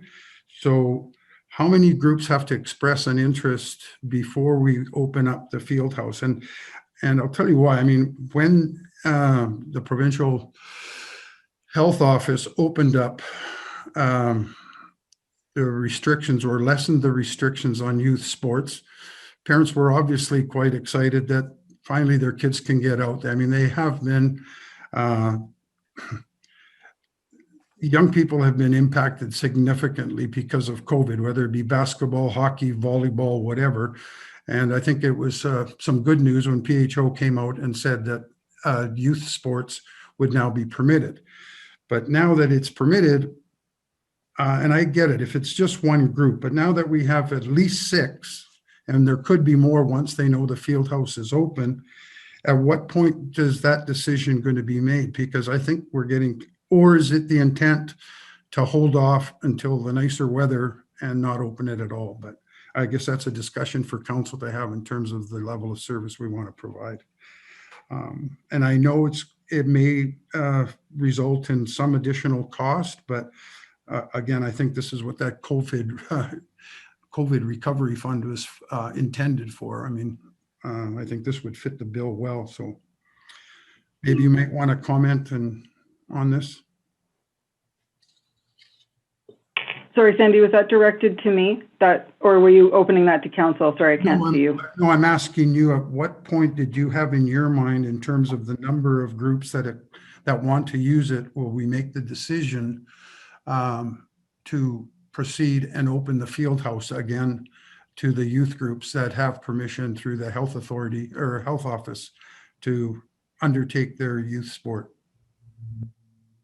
So I'm going to back up a bit, Sandy, because the question, that's like the tip of the iceberg part of the question in my world. And so maybe I'll just provide some additional commentary for all of council. Yep.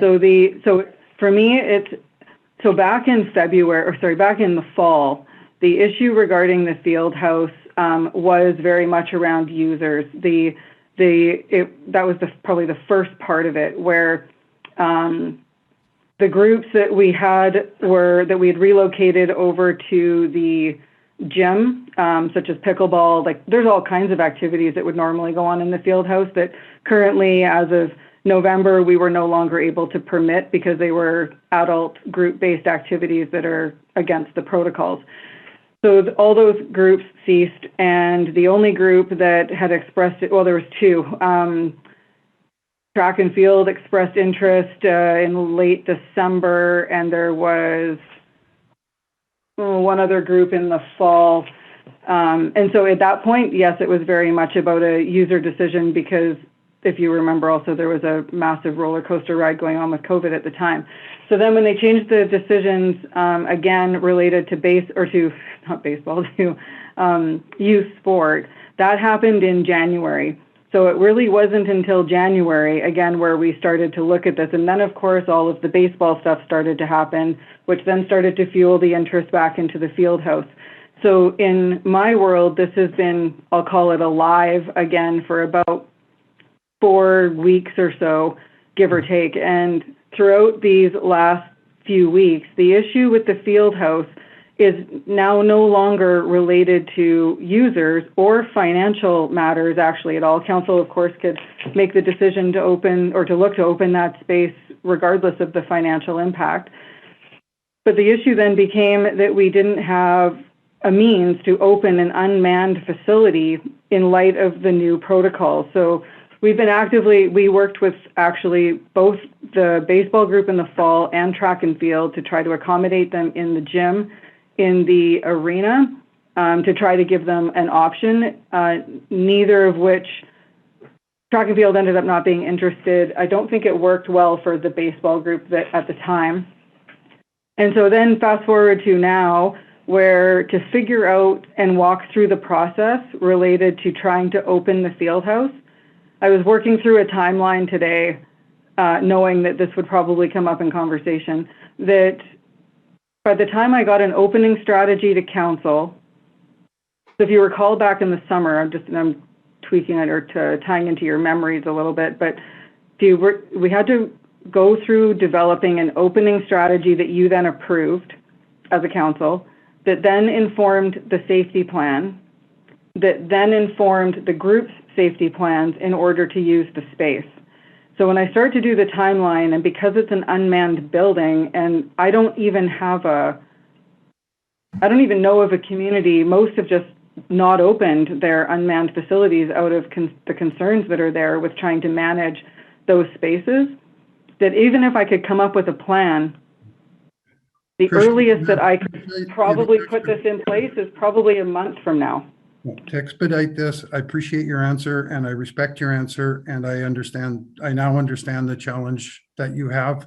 It's good to hear that if Trail Youth Baseball or the girls want to do pitching practice or whatever other practice, and they can make it work in the gym where it is manned, that we are receptive and would make that facility available to them. And I totally understand that they have to compromise as well during COVID, and they have to understand and respect the challenges that you have, and I do in this case. So I won't go any further with the field house at this time. So once again, thank you. And I want to thank council for their patience and allowing me to ramble on for so long. Thank you. You're welcome. Thanks, Thanks, Tricia. Thanks, Chris. So, Councilor Santori, pardon me? Point of information, it's 5:24. We're going to be rescheduled back at 6. So we're going to have a supper break, or at least 20 minutes or something. Well, sorry about that, guys. I'm not the chair, so Councilor Santori, it's up to you. I mean, if We have a 6 o'clock meeting though, so. So, and we have a GOC to finish, so I think we can probably do this next part fairly quickly. Okay, I'm just trying to find my spot website. We did council meeting minute standards. I'll move 4.2. I'm sorry. I'll move 4.2. Second. Just a report to be received for information only. Okay, moved by Robert, seconded by Paul. Carol, you raised this. Did you have any questions? No. Okay, No, not hearing. We haven't put a motion through to make a decision. This is, right now, at this point, what I'm reading is that we're just taking this for information purposes. Yeah, that's why I asked if you had any questions or concerns with that. No, thank you. Okay, thank you. All those in favor? Sandy? Michelle, sorry, go ahead. Sorry. Yes, Michelle, that's great. I just wanted to add, though, with reference to Councillor Dobie's comment, that it would be staff's suggestion, if you were receiving this report for information purposes, you were agreeing with the suggestions contained within, that the current practice is well suited for our needs. So I did want to, in the reporting, provide the explanation around the legislative requirements around the keeping of minutes, as well as the responsibilities for the content of them. So it's being recommended that this report be received for information, because from staff's perspective, there is no need to make any changes. So we wouldn't be expecting council to come forward at a future point with a recommendation around change. In the interest of openness and transparency, we think that recording the votes in the minutes is a best practice, and we would intend to continue with that. So why would that go through as a motion as to just opposed to being received? You have an opportunity if you want to make an amendment to the motion, or you can create another motion after this, after we vote on this one to receive it. There's nothing stopping you, Carol, from making a motion that you see fit and see if it's supported by council. When this was originally brought up, was this not put through as a motion that we did not agree with having our names? Some of us did not agree with having our names put into some of the motions, whether they No. were passed. No. Does anybody have that exact wording? Lisa, do you want to comment? Go The ahead. you, from my memory, you had expressed that you potentially would like to see a change with names being put forward, and that staff be directed to create a report on this to bring back to council. Okay, so nothing's really changed in terms of what I was looking for. So if I accept this, then I basically wasted my time in coming forward No, with what the issue was. Carol, you can still pass a motion to, correct me if I'm wrong, Michelle. You can still make a motion to receive the report, the information. Understanding, however, that the recommendation within the process that we're currently undertaking is being recommended by staff. Now, Right. you can vote no against this, and then you can make a new motion after this one and make any motion that you see fit. And if it's seconded, then it will go to council for a decision. You Okay. still have the opportunity to make the motion that you wanted. Okay, but there's no motion going through to say we've accepted this. It's Not just, accepting it. It's being received for information. right, that's what I'm saying. Am I accurate to Michelle in how I'm explaining this in terms of process? By receiving this report for information purposes, I would say, yes, you are agreeing with the recommendations of staff not Right. to implement any changes. So if Councillor Adobe isn't satisfied with that, she would want to vote against the motion of receipt for information purposes and instead put forward a motion, perhaps directing staff to advance with an amendment to the procedure bylaw that would require that the minutes not include the voting record. Right.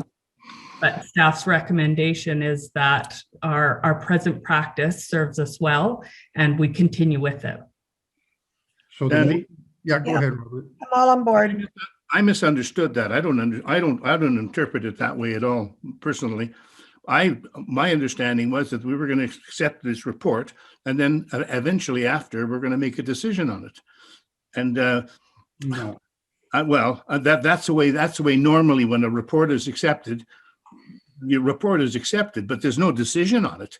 You know, to me, you would have to have a motion come forward from somebody that, yes, we're going to continue with this process. So I'm going to withdraw my motion. I'm not going to move it any longer.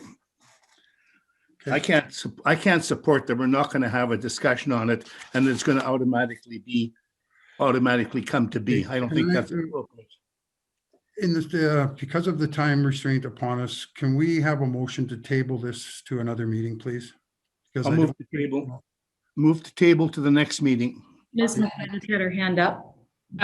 Just prior to entertaining that tabling motion, because there is also the tax apportionment, would council like to take a recess at this time? We'll reconvene following the regular council meeting and conclude these two items.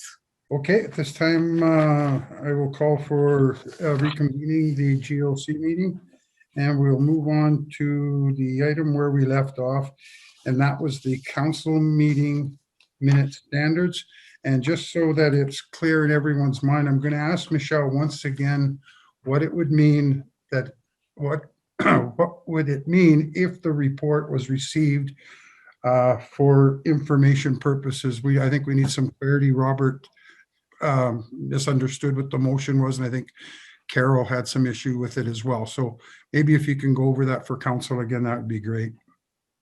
I will, and just for some background now that we're not quite as pressed for time, I did provide in the reporting some background around why it is that we prepare minutes and the requirements for us to do so as contained in the community charter, and then the authorities and responsibility that rest with the corporate officer for the content of the minutes.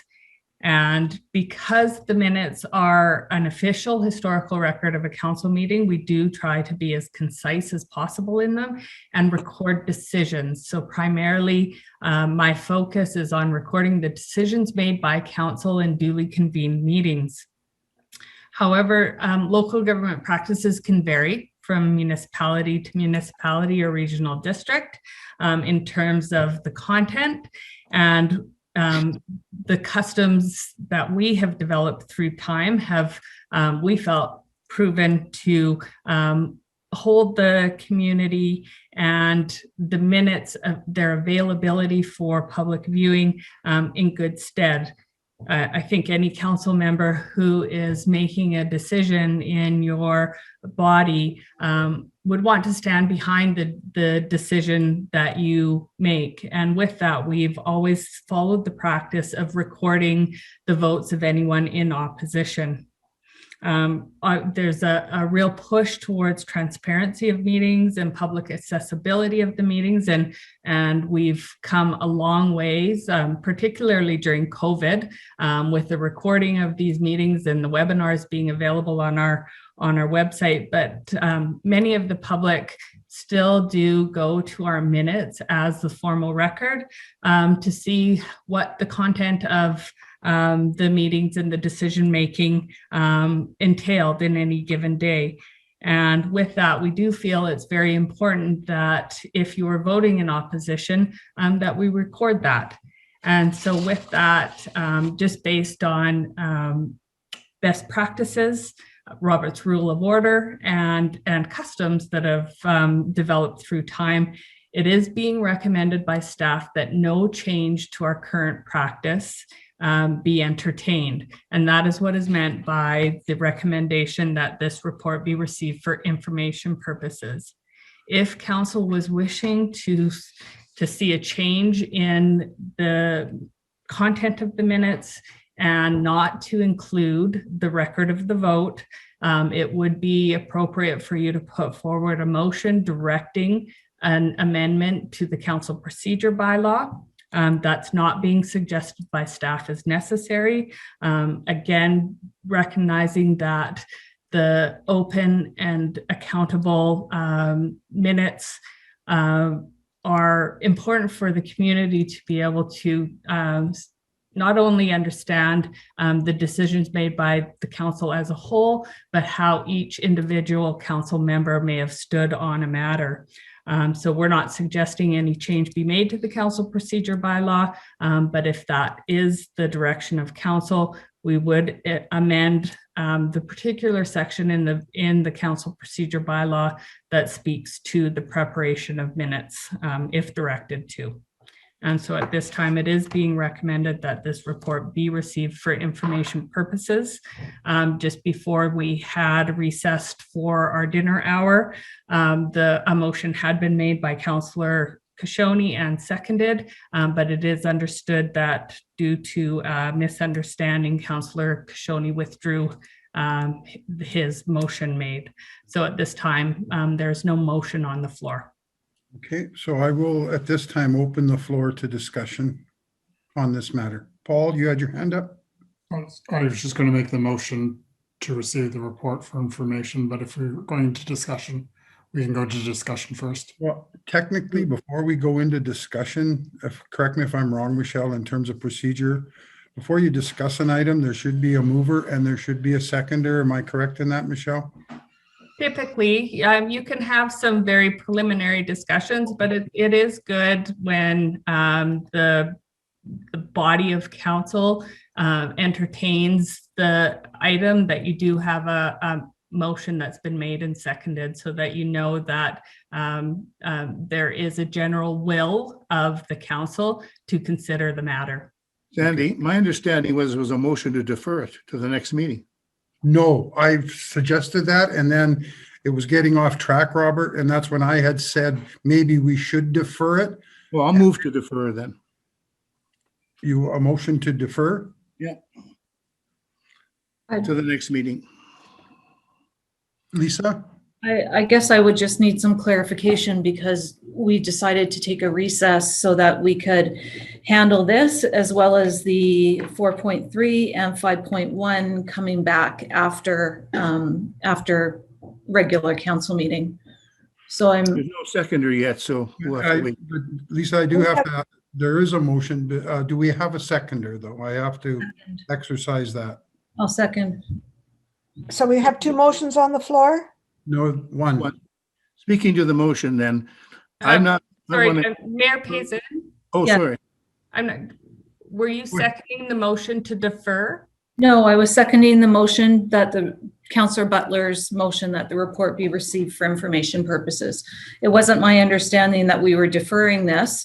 If there was any discussion on that, it was that we decided to eventually recess, realizing that we needed more time to have a conversation about this and then also deal with the taxation issues. So we had to reconvene the meeting in order to finalize everything today. Okay, I need your help here on this one, Michelle. I know that someone can come forth with a tabling motion and override the existing motion, but a deferral motion does not have to go through if it's been moved. The original motion was moved and seconded. So a tabling motion and a deferral are quite distinct. A tabling motion would be used if there was something emergent that was arising, requiring council's focus right now. And so that motion could be tabled. Deferring to the next meeting is typically utilized if you require further information, or in the case where we were just going into our dinner break, if you've run out of time and decided that it's something that can wait until the next meeting is called. But with the motion advanced by Councillor Butler and seconded by Mayor Payson for receipt of the info for information purposes, a motion to defer would require a seconder, could be discussed. But I think as Mayor Payson indicates, it would be important for council to understand the reason for deferral, whether it's necessary.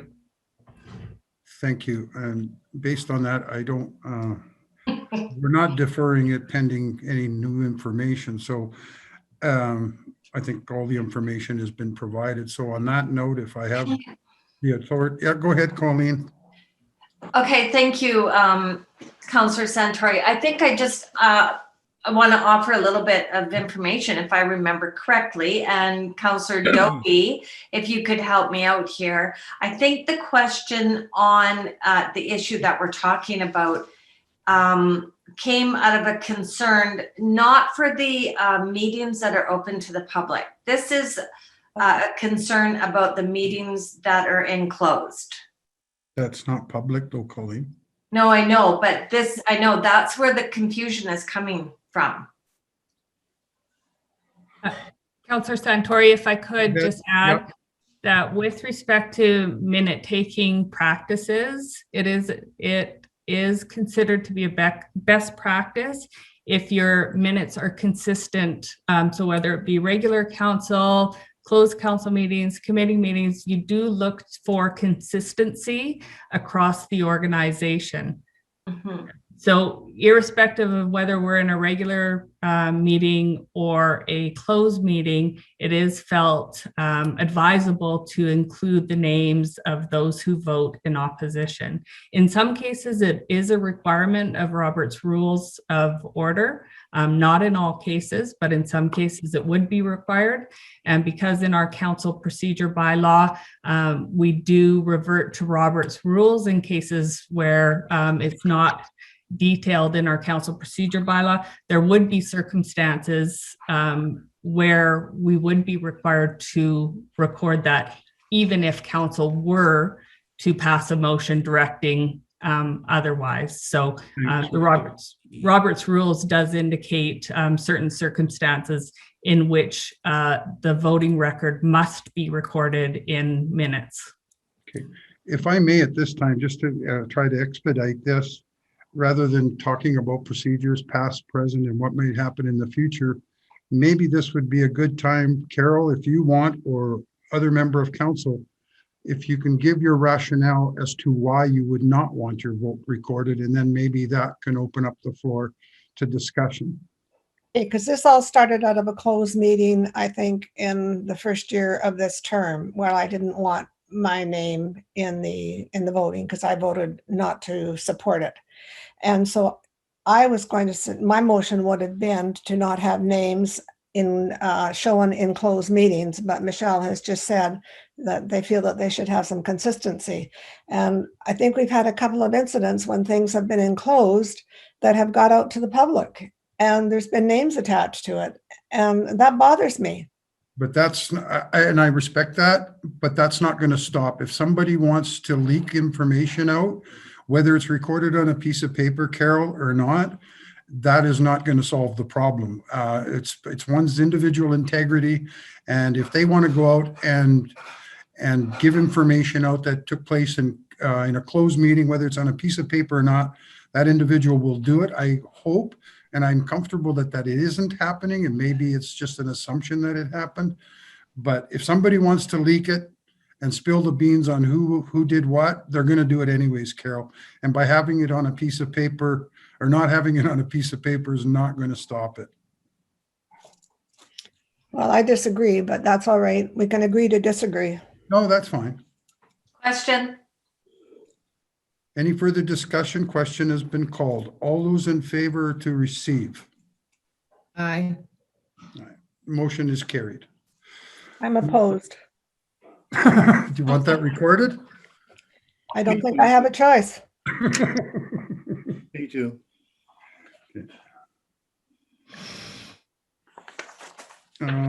Next item on the agenda is the 2021 municipal property tax apportionment tax rates. Move receipt. Move approval. I'll second that. Okay, is there any discussion? Councillor Santori, would you like just a brief introduction for the public purposes? Yes, please. So I won't speak at all in depth, but what is being suggested by the Chief Administrative Officer, Chief Financial Officer for this year's tax apportionment scheme is to utilize the general principles that have been utilized by Council in the past number of years, whereby the Class 4 heavy industry, major industry tax rate would be set at 61.33% of the total tax levy. Then Class 5, 6, 7, and 8, their rates would be based on net increases in the levy as compared to 2020. And we are looking at a 3.9% increase as directed by Council this year. The Class 2 utilities, their rate would be established in accordance with legislative property tax rate maximum of $40 per thousand. And then that leaves the Class 1 residential, and that tax apportionment and rate calculation would be based on the residual revenues required. And so with that, that's the tax apportionment scheme.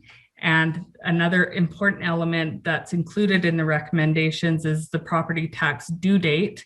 And it is being recommended that July 2nd, 2021 be established as our due date for this year. Council will recall that due to COVID impacts last year, there was a change made to the property tax deadline, but this year we're looking to revert to July 2nd, 2021.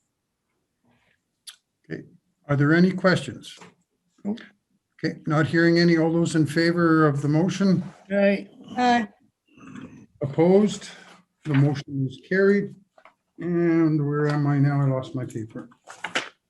Oh, come on.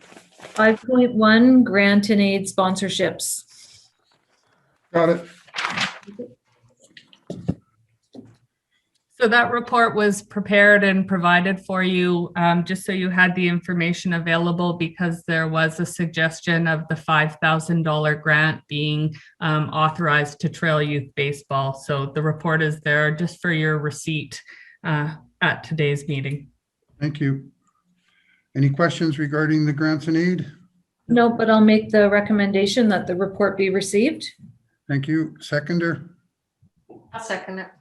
Colleen, all those in favor? Right? I, Opposed? The motion is carried. Could I have a motion for adjournment? I'll make that motion. Good night, everybody. Have a good night. Good night.